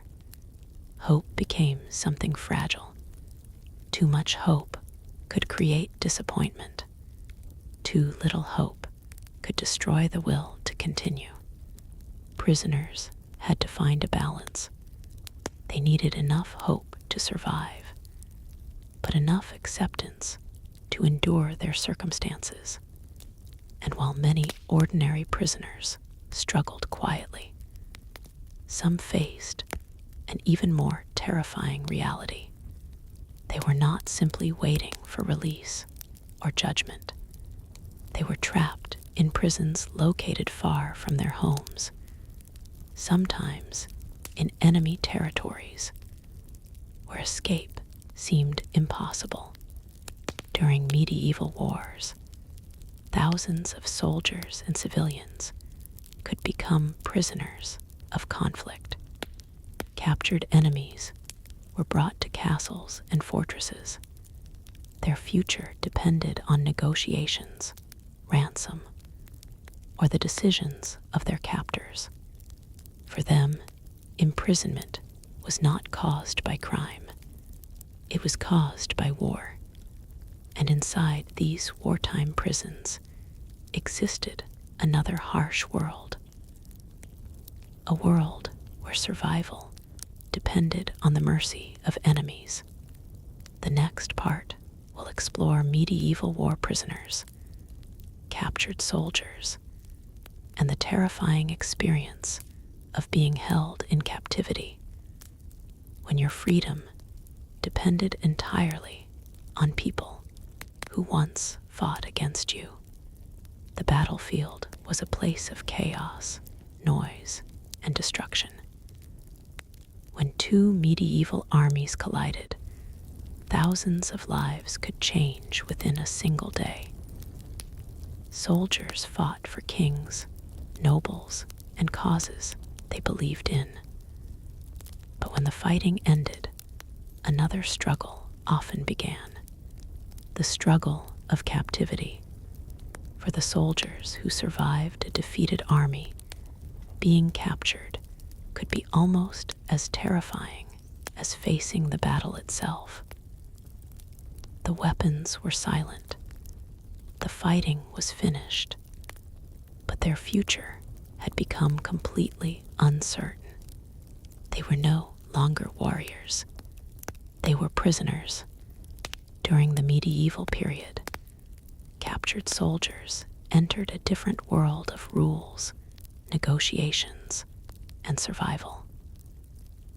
Their treatment depended on many factors: their social position, their importance, the wealth of their family, and the attitude of those who had captured them. A common soldier and a noble knight might fight on the same battlefield, but their experiences after capture could be completely different. For a knight or nobleman, capture could sometimes become a financial opportunity. The medieval system of ransom created a strange reality where an enemy could become valuable. A captured noble was not simply an opponent. He was worth money. His family might pay a large sum to secure his release. His political allies might negotiate for his return. His captors might even treat him carefully because his survival meant greater profit. This meant some wealthy prisoners experienced captivity that was uncomfortable, but not always unbearable. They might receive better food.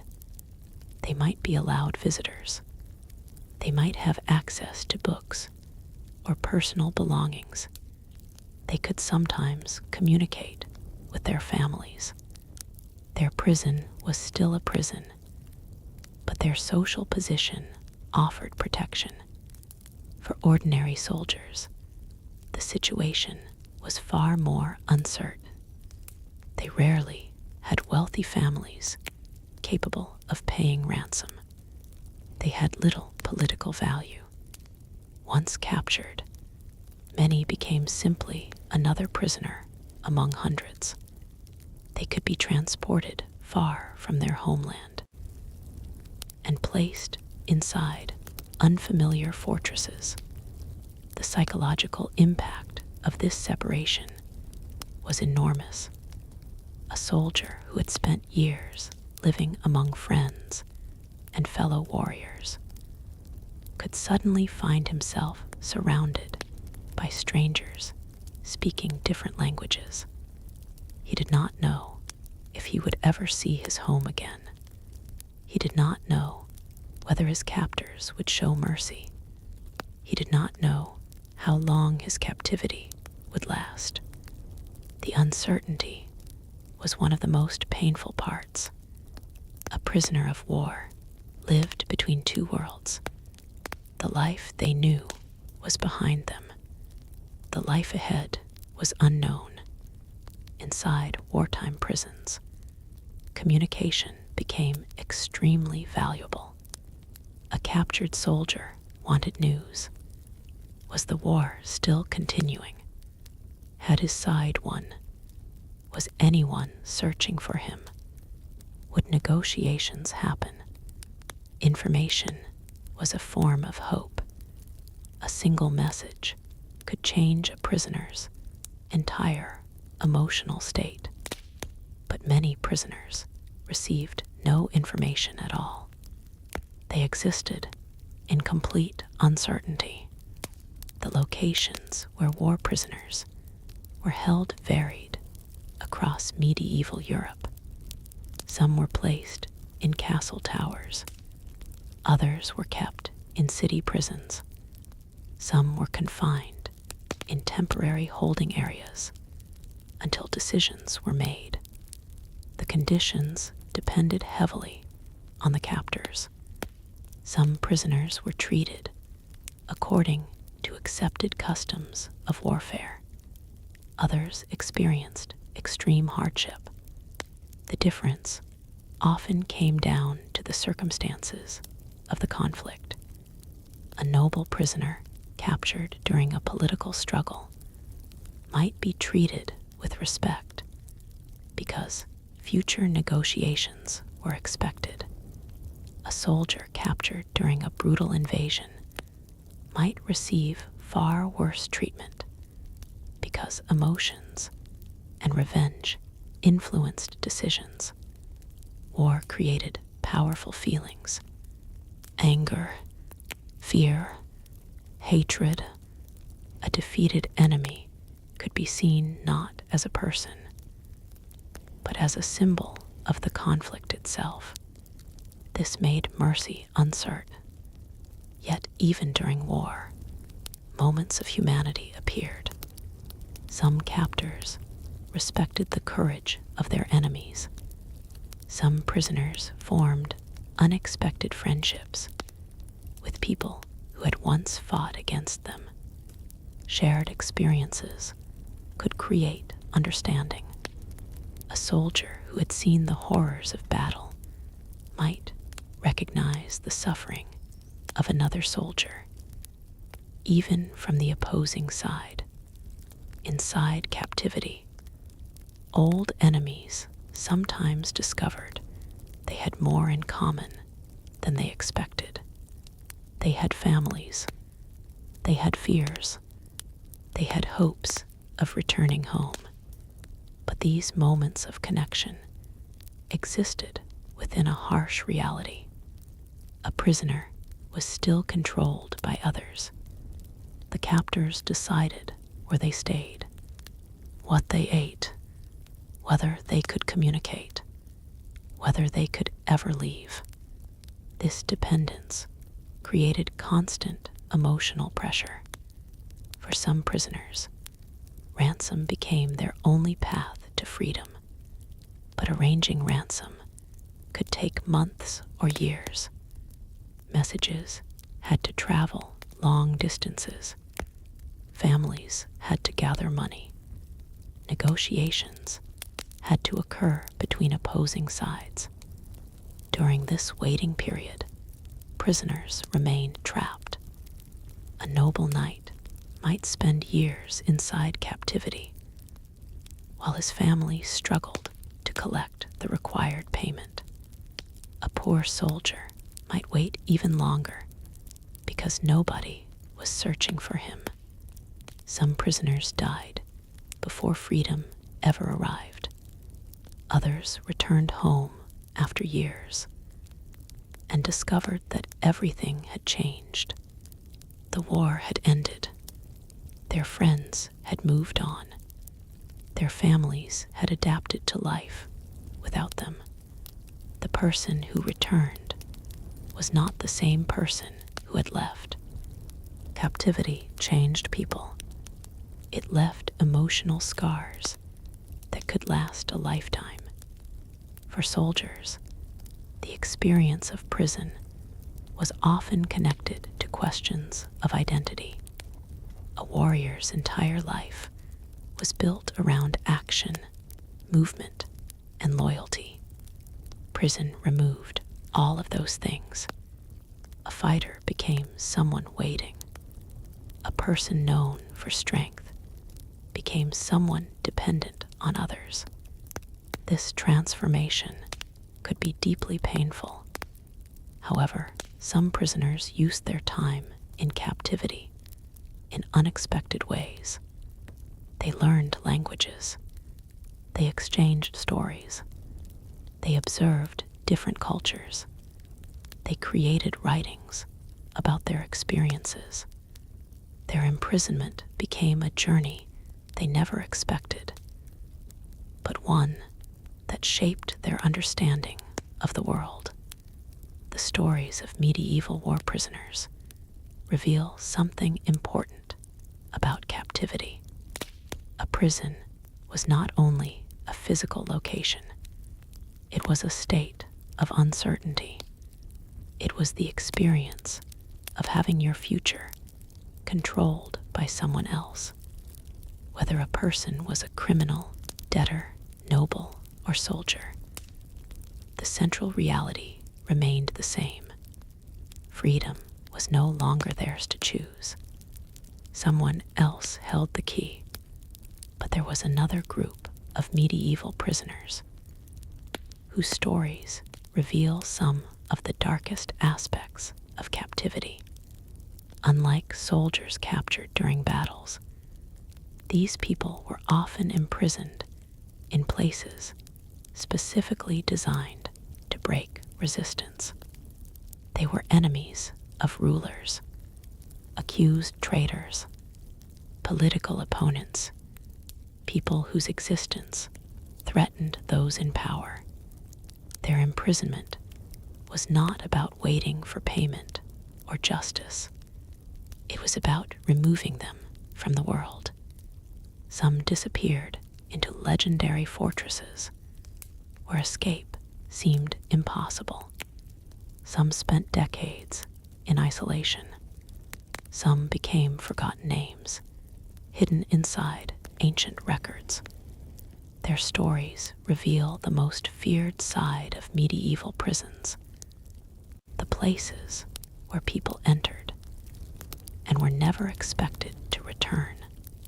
The next part will explore the darkest medieval dungeons, the prisoners who vanished inside them, and the terrifying reality of being held where even hope struggled to survive.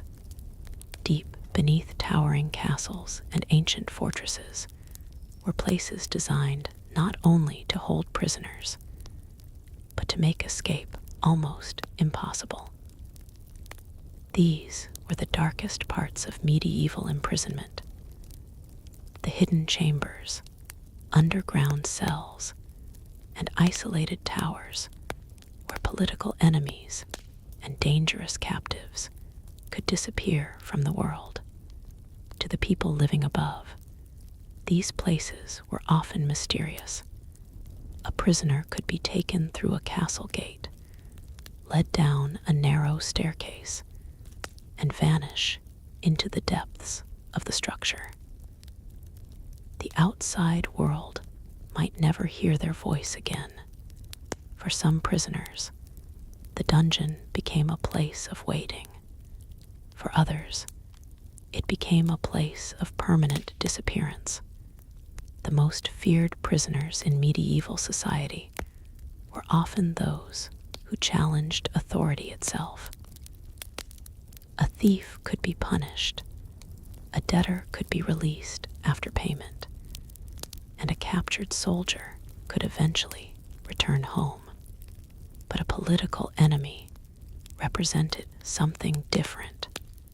They represented a threat, a rival noble family member, a defeated rebel, or someone accused of plotting against a ruler could be imprisoned not simply because of a crime, but because powerful people wanted them removed.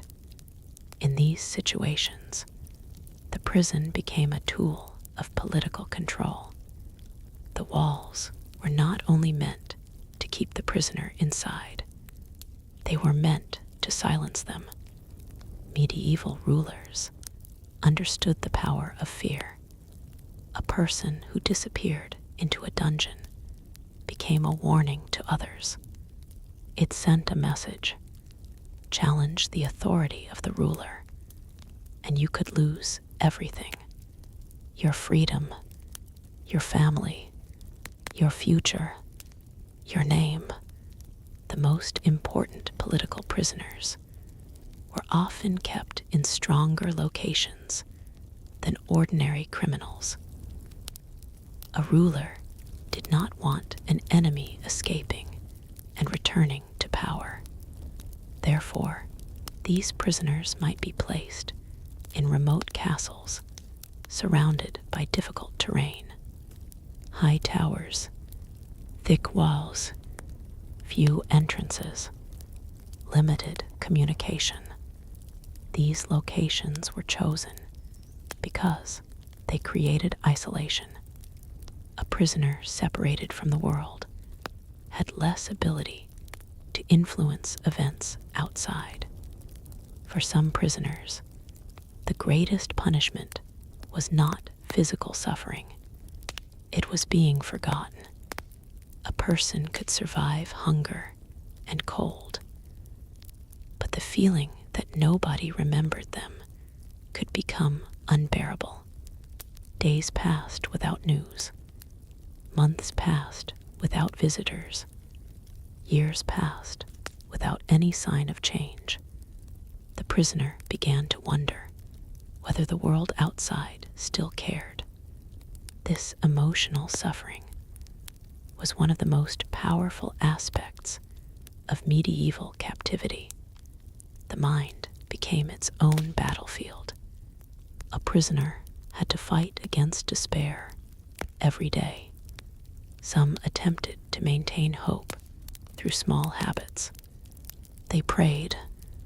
They exercised in limited spaces. They memorized songs or stories. They created imaginary conversations with people from their past. These actions helped them remain connected to their identity, because isolation could slowly change the way a person viewed themselves. Without contact with society, a prisoner could begin questioning their own importance. They might wonder, does anyone remember me? Will anyone ever come? Was my old life real? These questions haunted many long-term prisoners. However, not all political prisoners were treated the same. Some were imprisoned temporarily while negotiations occurred. Others were held as bargaining tools. Some were kept alive because their existence was useful.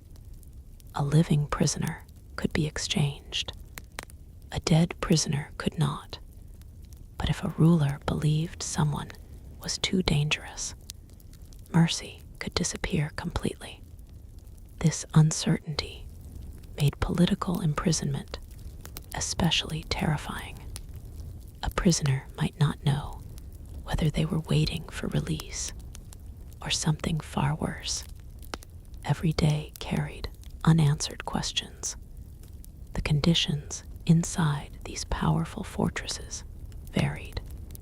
Some prisoners received surprisingly comfortable treatment because of their status. A noble captive might have furniture, books, and servants. Another prisoner in the same fortress might be kept in a tiny underground chamber. The difference depended on who they were.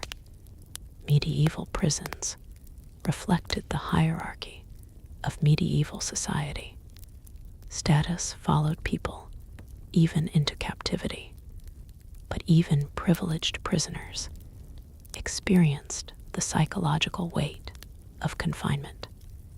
A person accustomed to freedom could struggle with restrictions. A ruler who once commanded armies could spend years asking permission to leave a room. A noble who once controlled land could become dependent on guards for basic needs. The contrast between former power and current helplessness could be devastating.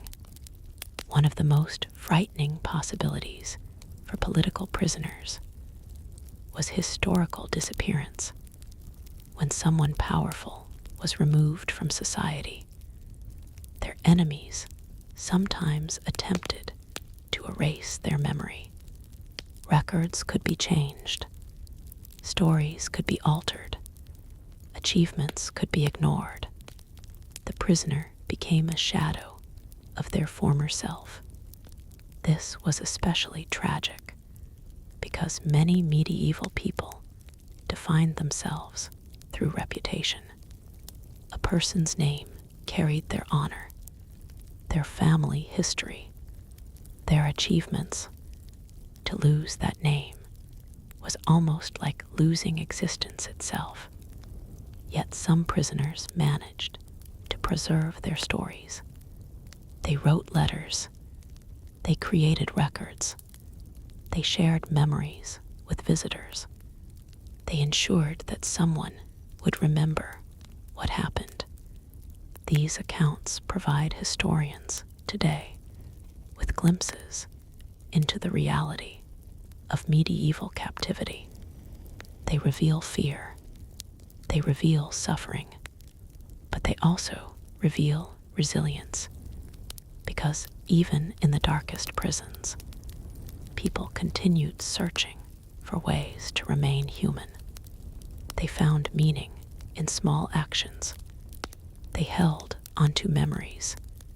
They refused to let stone walls completely define them. But perhaps one of the most misunderstood parts of medieval imprisonment was the idea of torture and punishment. Modern images of medieval dungeons often focus on extreme suffering. Stories of secret chambers and terrible devices have created powerful legends about these places. Some stories are exaggerated, some are based on reality. Understanding the truth requires looking beyond myths and examining how medieval authorities actually used punishment, because the purpose of imprisonment was not always to hurt the body. Sometimes it was to control the mind. Sometimes it was to pressure a person into giving information. Sometimes it was simply to remove someone from society. The reality was often more complicated than the frightening stories passed down through generations.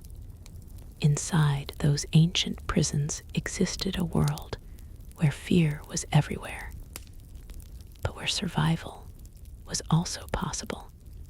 And to truly understand life behind medieval prison walls, we must now examine the relationship between imprisonment, punishment, and the methods authorities used to control those who were trapped.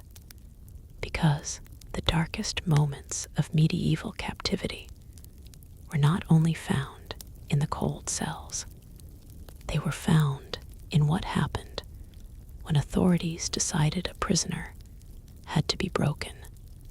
The neck next part, we'll explore medieval punishment, the truth behind dungeon legends, and what prisoners faced when the justice system turned from confinement toward suffering.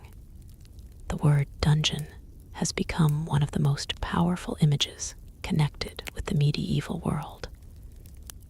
For centuries, stories have described underground chambers filled with darkness, suffering, and terrifying devices. Some of these stories were exaggerated over time, but behind the legends was a real world where punishment, fear, and authority were closely connected. Medieval prisons were not simply places where people were locked away. They were part of a larger system designed to maintain order.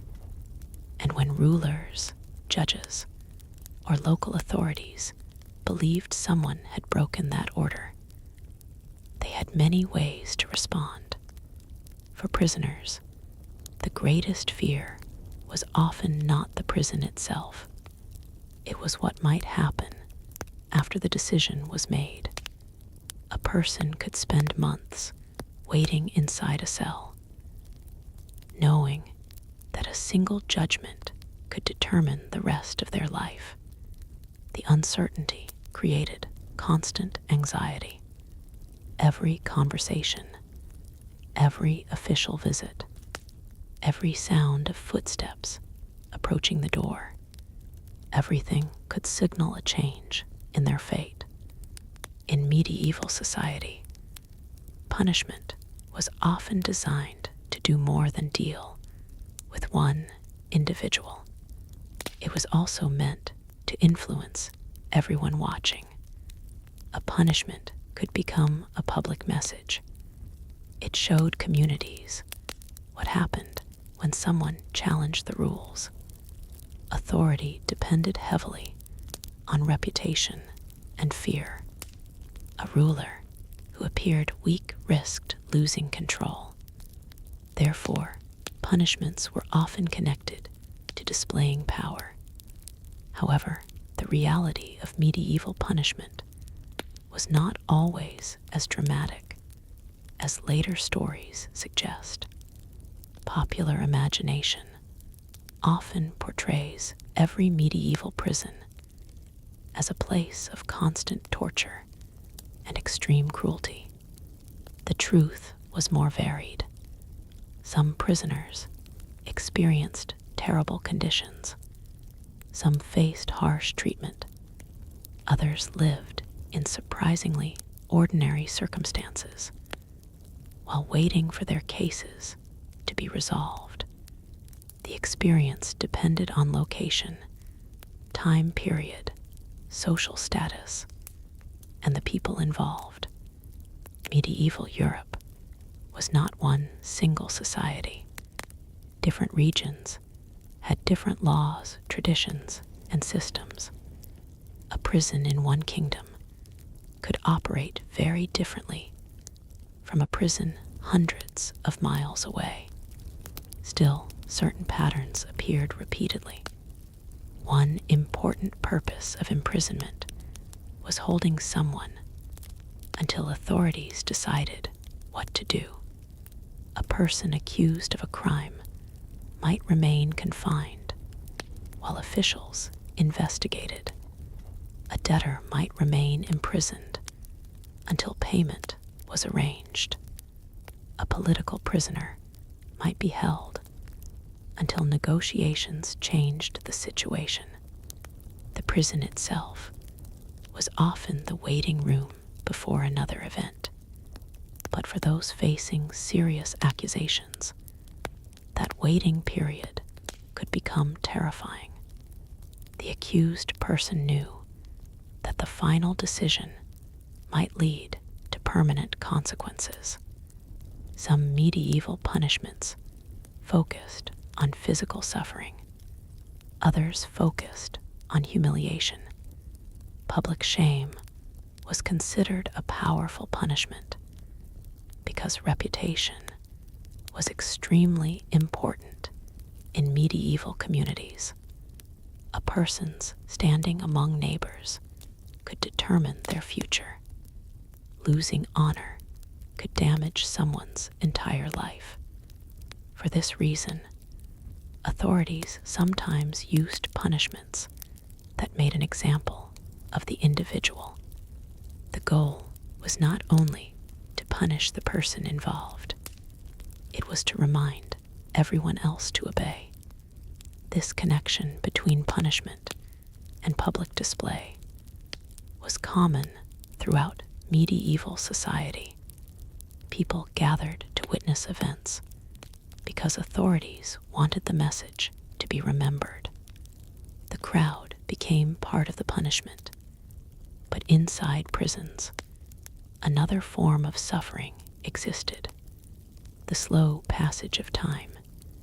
A person could endure physical hardship, but the uncertainty of confinement created deep emotional pressure. A prisoner might ask the same questions every day. Will I be released? Will anyone help me? Will my family remember me? Will my life ever return to normal? These unanswered questions could become exhausting.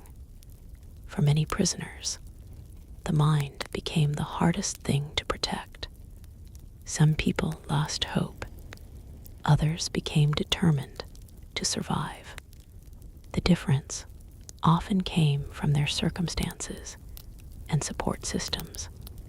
A prisoner with family, friends, or faith might endure years of hardship. Someone completely alone might struggle much more. One of the most misunderstood aspects of medieval prisons is the idea that every prisoner was constantly chained. While restraints were used, especially for dangerous individuals or during transportation, not every prisoner spent all their time physically bound. In many cases, prisoners had limited movement inside designated areas. The purpose was confinement, not always continuous physical punishment. Again, the reality depended on the situation. The same was true for dungeon conditions. Some underground chambers were extremely harsh. Others were simply secure rooms. The word dungeon itself changed meaning over time. In medieval castles, it originally referred to a strong central tower rather than specifically a place of torture. Later generations connected the word with underground prison chambers. This shows how historical ideas can change. Stories passed through centuries often combine truth, misunderstanding, and imagination. But even without exaggerated legends, the real experiences of medieval prisoners were difficult enough. The lack of freedom, the uncertainty, the poor conditions, the separation from loved ones, these realities created suffering that did not require mythical torture devices. The greatest punishment was often simply being trapped. For some prisoners, confinement lasted so long that their old lives became memories. They entered prison as one person and left as another, if they were lucky enough to leave. Many prisoners never returned home. Some died from illness. Some remained imprisoned for years, until records of them disappeared. Some were transferred from one location to another and lost forever in the system. Their stories vanished, but every forgotten prisoner represents a larger truth about medieval history. behind every law, every punishment, and every political decision were real people experiencing fear and uncertainty. The medieval prison was not just a building.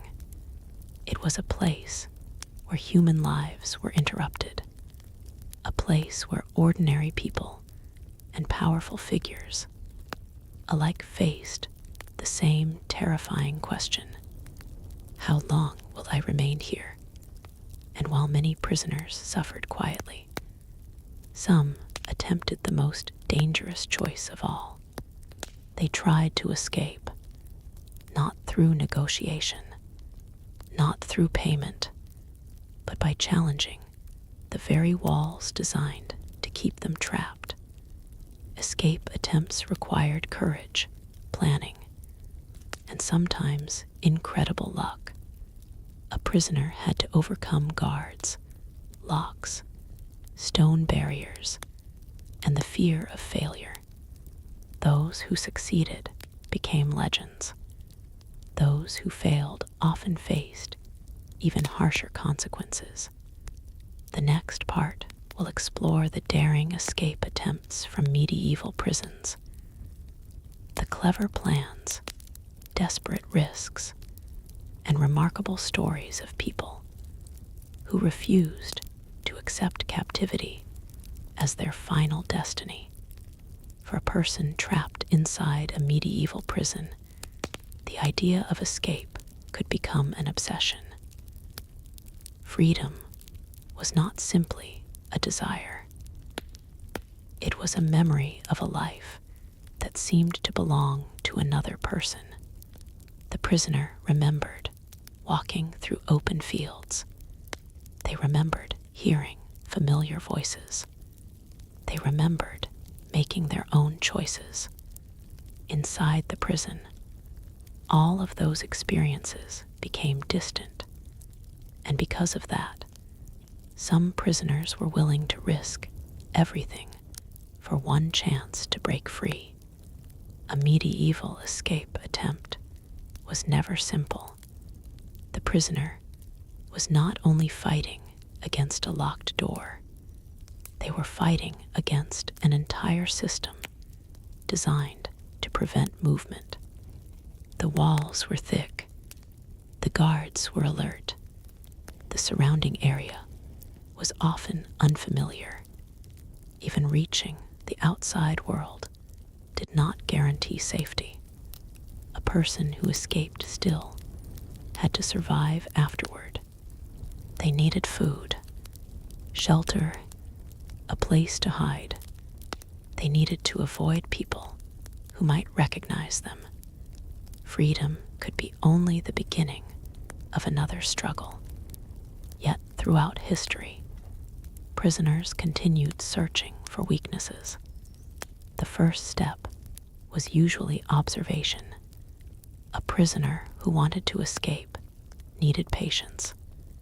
They watched, they listened, they learned, they studied the routines of guards and the structure of the building. A careless guard could provide an opportunity. A forgotten passage could become a possible route. A poorly secured door could become a path to freedom. Knowledge was more valuable than strength. Many successful escapes depended on understanding the prison better than the people guarding it. Prisoners who had spent years inside sometimes knew every detail of their surroundings. They knew when guards changed shifts. They knew which corridors were busy. They knew where prisoners were moved. They knew when attention was focused elsewhere. The same time spent suffering inside prison could also become time spent preparing. However, planning was dangerous. A single mistake could destroy everything. A suspicious action could alert guards. A hidden tool could be discovered. A conversation overheard by the wrong person, could lead to punishment.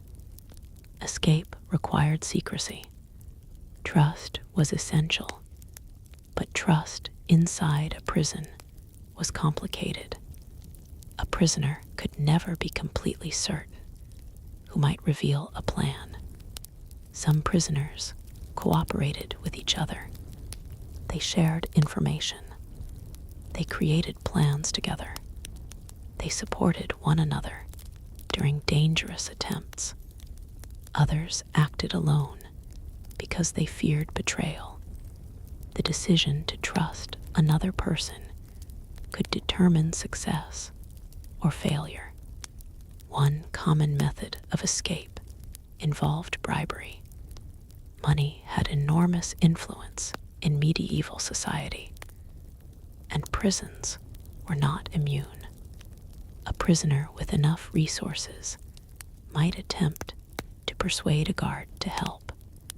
The arrangement could involve looking away at the right moment, providing access to keys, or allowing communication with people outside. But bribery was risky for both sides. A guard caught helping a prisoner could face serious punishment. A prisoner discovered attempting to buy freedom could receive even harsher treatment. The decision required courage and desperation. For prisoners without wealth, escape required creativity. They searched for opportunities, using whatever resources were available. A small object could become useful. A weakness in a structure could become important. A moment of carelessness could become the difference between captivity and freedom. Some prisoners attempted to break through physical barriers. This was extremely difficult.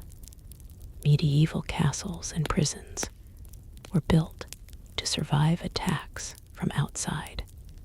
The same strength that protected them from enemies also protected them from prisoners. Stone walls could be several feet thick. Iron locks could resist force. High towers created dangerous obstacles. A person attempting escape had to overcome engineering designed for defense. Others focused on deception. Disguises and false identities could sometimes provide opportunities. A prisoner might attempt to appear as someone who belonged outside the prison. A person wearing the clothing of a worker or visitor could sometimes move through areas where prisoners were normally forbidden. But deception required perfect timing. One mistake could reveal everything. The escaped prisoner would then face immediate capture. Some escapes happened because of events outside the prisoner's control. Wars, political changes, and attacks on fortresses could create unexpected opportunities. During times of conflict, prison security could weaken. A fortress under attack might not be able to focus completely on prisoners. A prisoner who had been waiting for years could suddenly see a chance. These moments were rare, but when they appeared, some prisoners acted immediately. The emotional pressure of escape was enormous. A prisoner approaching freedom had to control fear. The final moments were often the most dangerous. The sound of a guard's footsteps could end everything. A locked gate could destroy the plan. A single person noticing something unusual could bring failure. Even after leaving the prison, the danger continued. An escaped prisoner was usually hunted. Authorities considered escape a serious challenge to their power.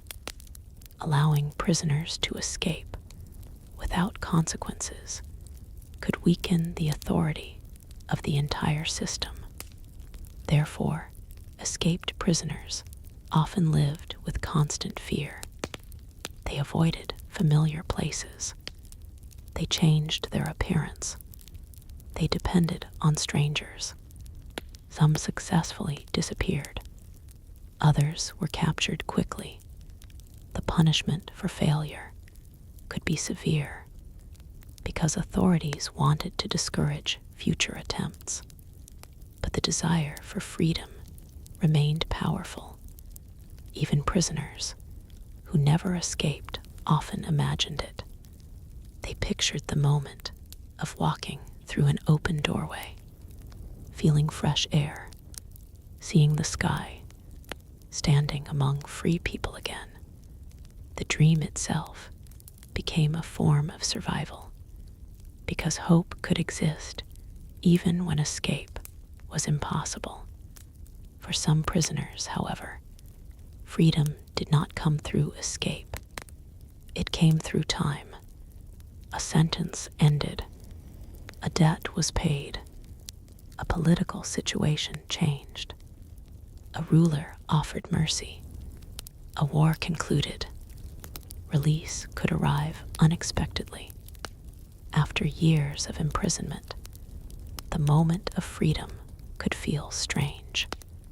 A prisoner who had dreamed of it every day might suddenly struggle to understand what to do next. The outside world had changed. The person had changed. Freedom required adaptation. Some former prisoners returned to their old lives. Others found that their homes, families, or communities were no longer the same. The prison experience followed them. The memories remained. The fear remained. The lessons remained. A medieval prison could end physically when the door opened. But emotionally, many prisoners carried those walls with them forever.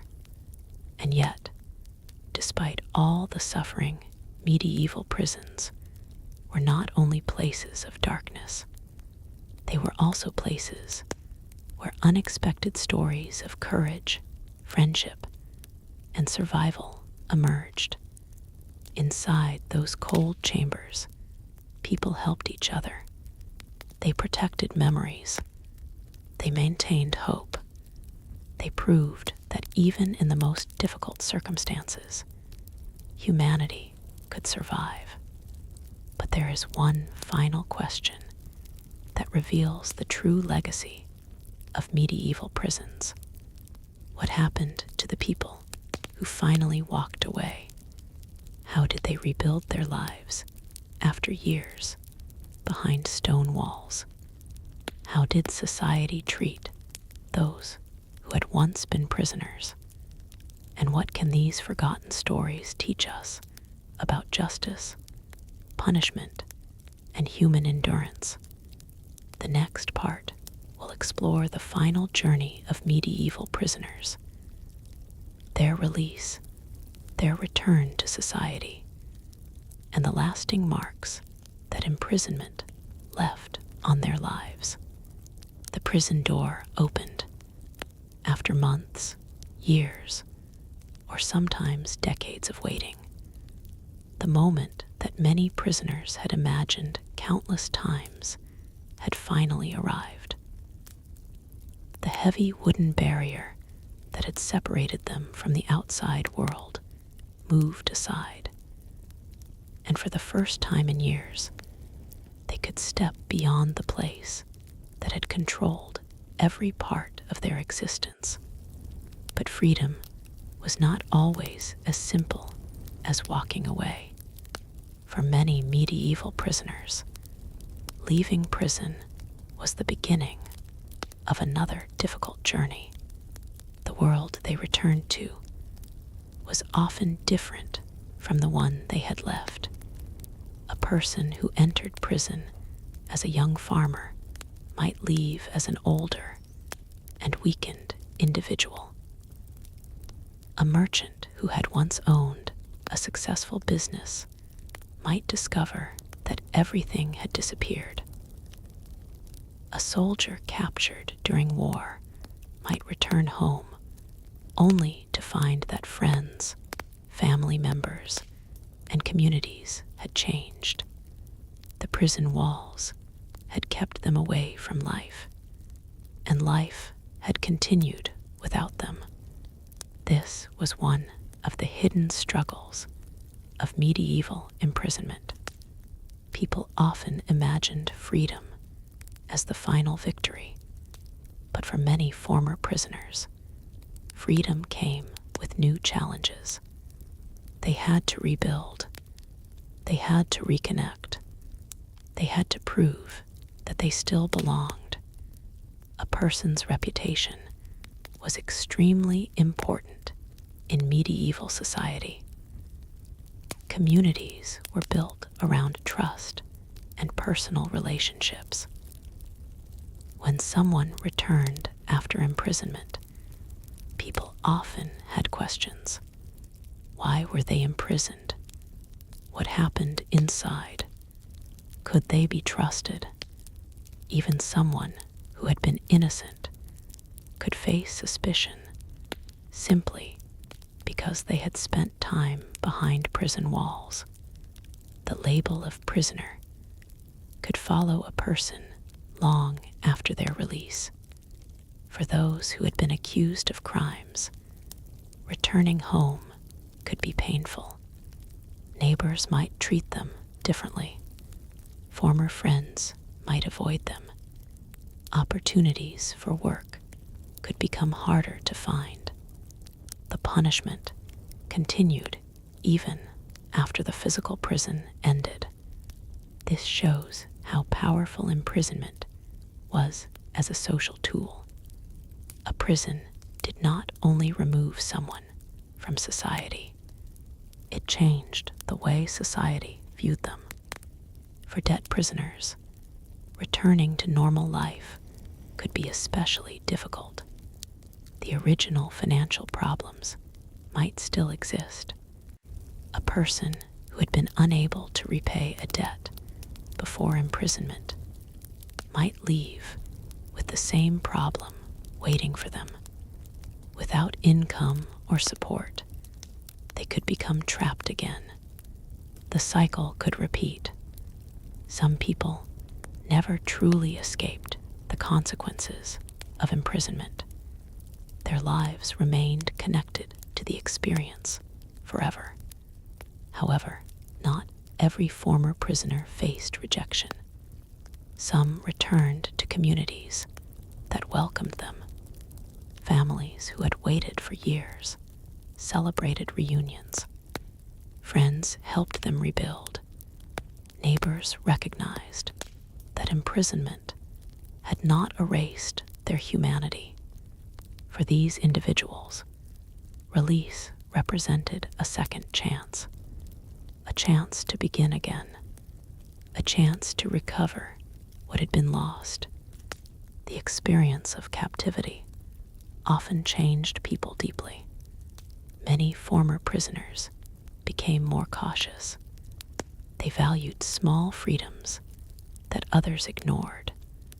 Walking through a marketplace, eating a meal with family, sleeping in their own home, feeling sunlight on their face. These ordinary experiences became powerful reminders of what they had survived. A person who had spent years in darkness could find incredible meaning in simple moments. The memory of prison could also influence how former prisoners viewed justice. Some became more compassionate toward others who suffered. They understood that circumstances could change a person's life quickly. They knew that behind every accusation was a human story. But others carried anger. Years of suffering could create bitterness. The emotional wounds of imprisonment did not disappear when the chains were removed. Fear, sadness, and memories of hardship could remain. Some former prisoners struggled to sleep. Some found it difficult to trust others. Some felt disconnected from ordinary life. The prison had changed them. In many ways, medieval prisoners carried invisible walls, even after leaving physical ones. Their experiences also reveal something important about medieval society itself. Prisons were not separate from the world outside. They reflected the values, inequalities, and struggles of the communities that created them. A society built around hierarchy created prisons where status mattered. A society where survival was difficult created prisons filled with desperate people. A society where authority was powerful created prisons that protected that authority. The medieval prison was a mirror. It showed what people feared. It showed what they valued. It showed how they treated those who lost power. Looking back at these forgotten places, it is easy to focus only on darkness. The cold cells, the heavy locks, the suffering, but the complete story is more complicated. Inside those walls existed moments of kindness, prisoners sharing food, guards showing mercy, families refusing to abandon loved ones, people maintaining hope despite impossible circumstances. These moments remind us that history is not only about rulers and battles, it is also about ordinary people trying to survive difficult times. The prisoners of the Middle Ages left behind lessons that still matter today. They show the importance of fairness. They show the dangers of unequal justice. They show how easily freedom can be taken away. And they show the incredible ability of humans to endure hardship. The medieval prison was a place designed to remove control from people. But again and again, prisoners found ways to maintain something authorities could not easily take: their humanity. A person could lose their freedom. They could lose their possessions. They could lose their position in society. But many refused to lose their identity. They continued remembering. They continued hopping. They continued believing that their story mattered.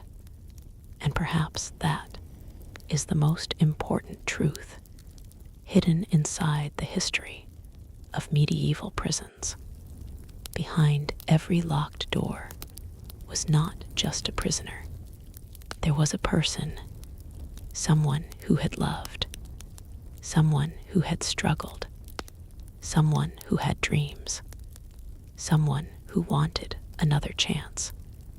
The stone walls of medieval prisons have survived for centuries, but the voices of the people who lived behind them are much harder to hear.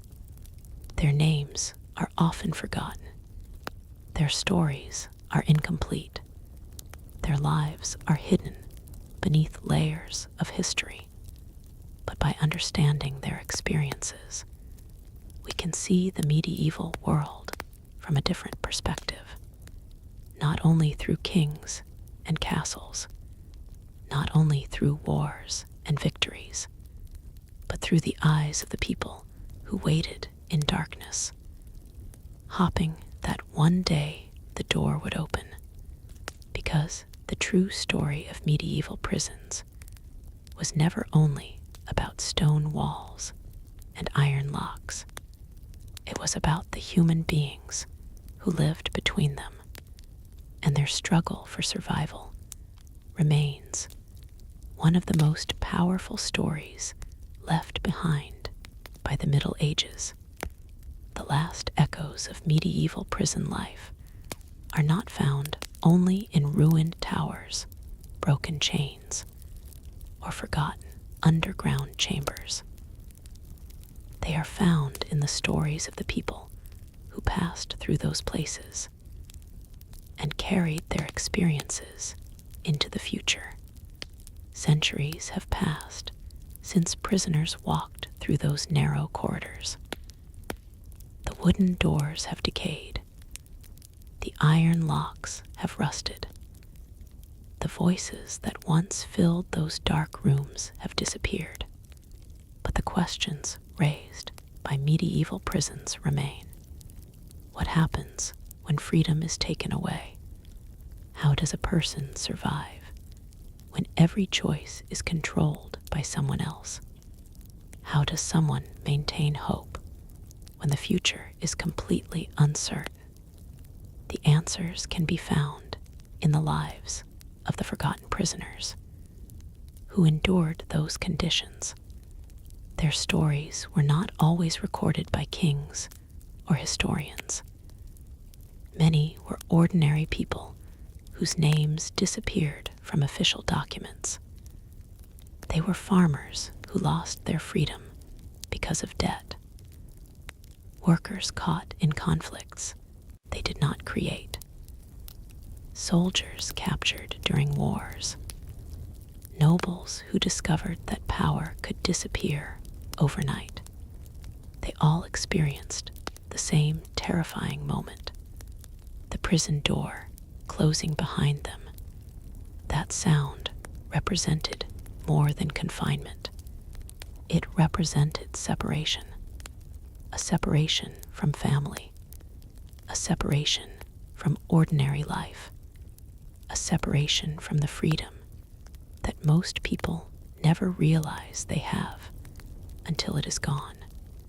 Inside medieval prisons, people discovered the value of things that had once seemed meaningless.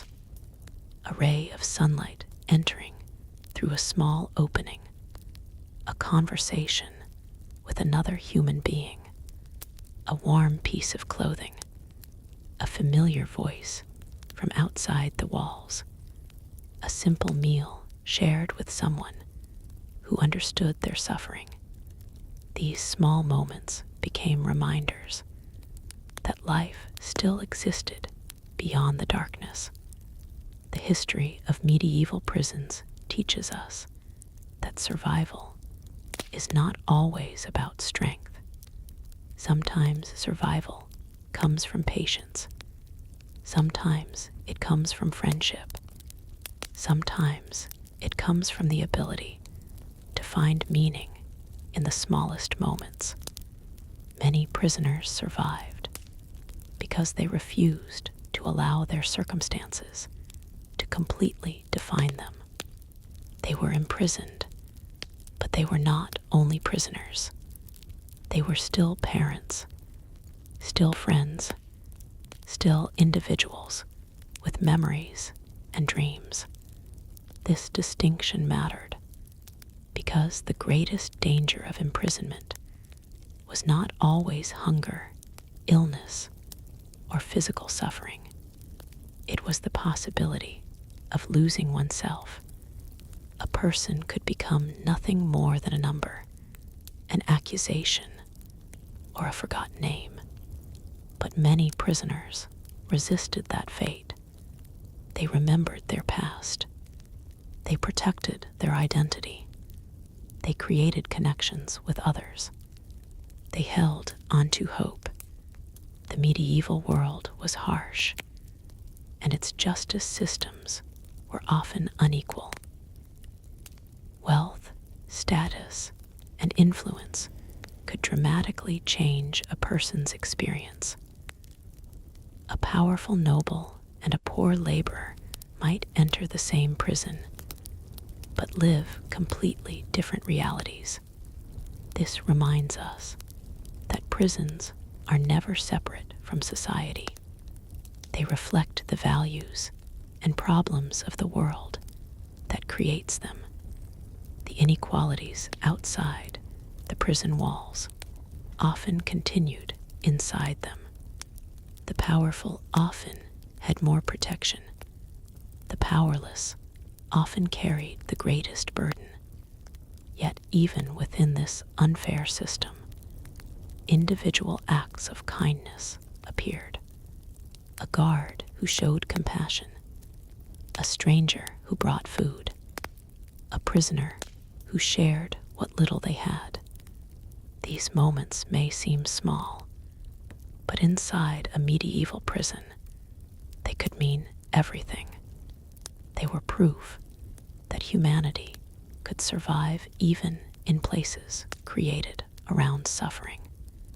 The stories of medieval prisoners also reveal the importance of freedom. Today, many people move through daily life without thinking about simple choices, choosing where to go, choosing who to see, choosing how to spend time. But for medieval prisoners, these choices disappeared. Their entire existence depended on decisions made by others. This loss of control was one of the most difficult experiences they faced, and perhaps that is why stories of escape, survival, and endurance remain so powerful.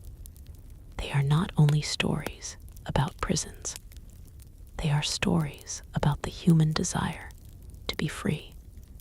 The medieval prisoner looked at the smallest opening in a wall and imagined a path to freedom. They heard footsteps outside a cell and wondered if hope had finally arrived. They looked toward the sky and remembered a world they desperately wanted to return to. That desire connected them to every generation that came after, because the struggle for dignity and freedom is not limited to one period of history. It is a human experience. The ruins of medieval prisons still stand today as silent reminders of the people who once lived inside them. Visitors may see ancient stones and imagine the past, but behind those stones were thousands of personal stories. Stories of fear, stories of loss, stories of courage, stories of survival. The medieval prison was a place built to control people, but history shows that people are more than the circumstances surrounding them. A prison can hold a body. It can limit movement. It can create suffering, but it cannot completely destroy memory, hope, or the human spirit. That is the greatest lesson hidden inside the forgotten prisons of the Middle Ages. The people who lived there were not simply criminals, prisoners, or names written in old records.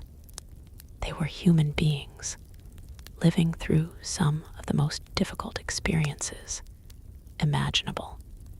They loved, they feared, they hoped, they waited, and they survived. When we look back at medieval history, we often remember kings, battles, castles, and victories.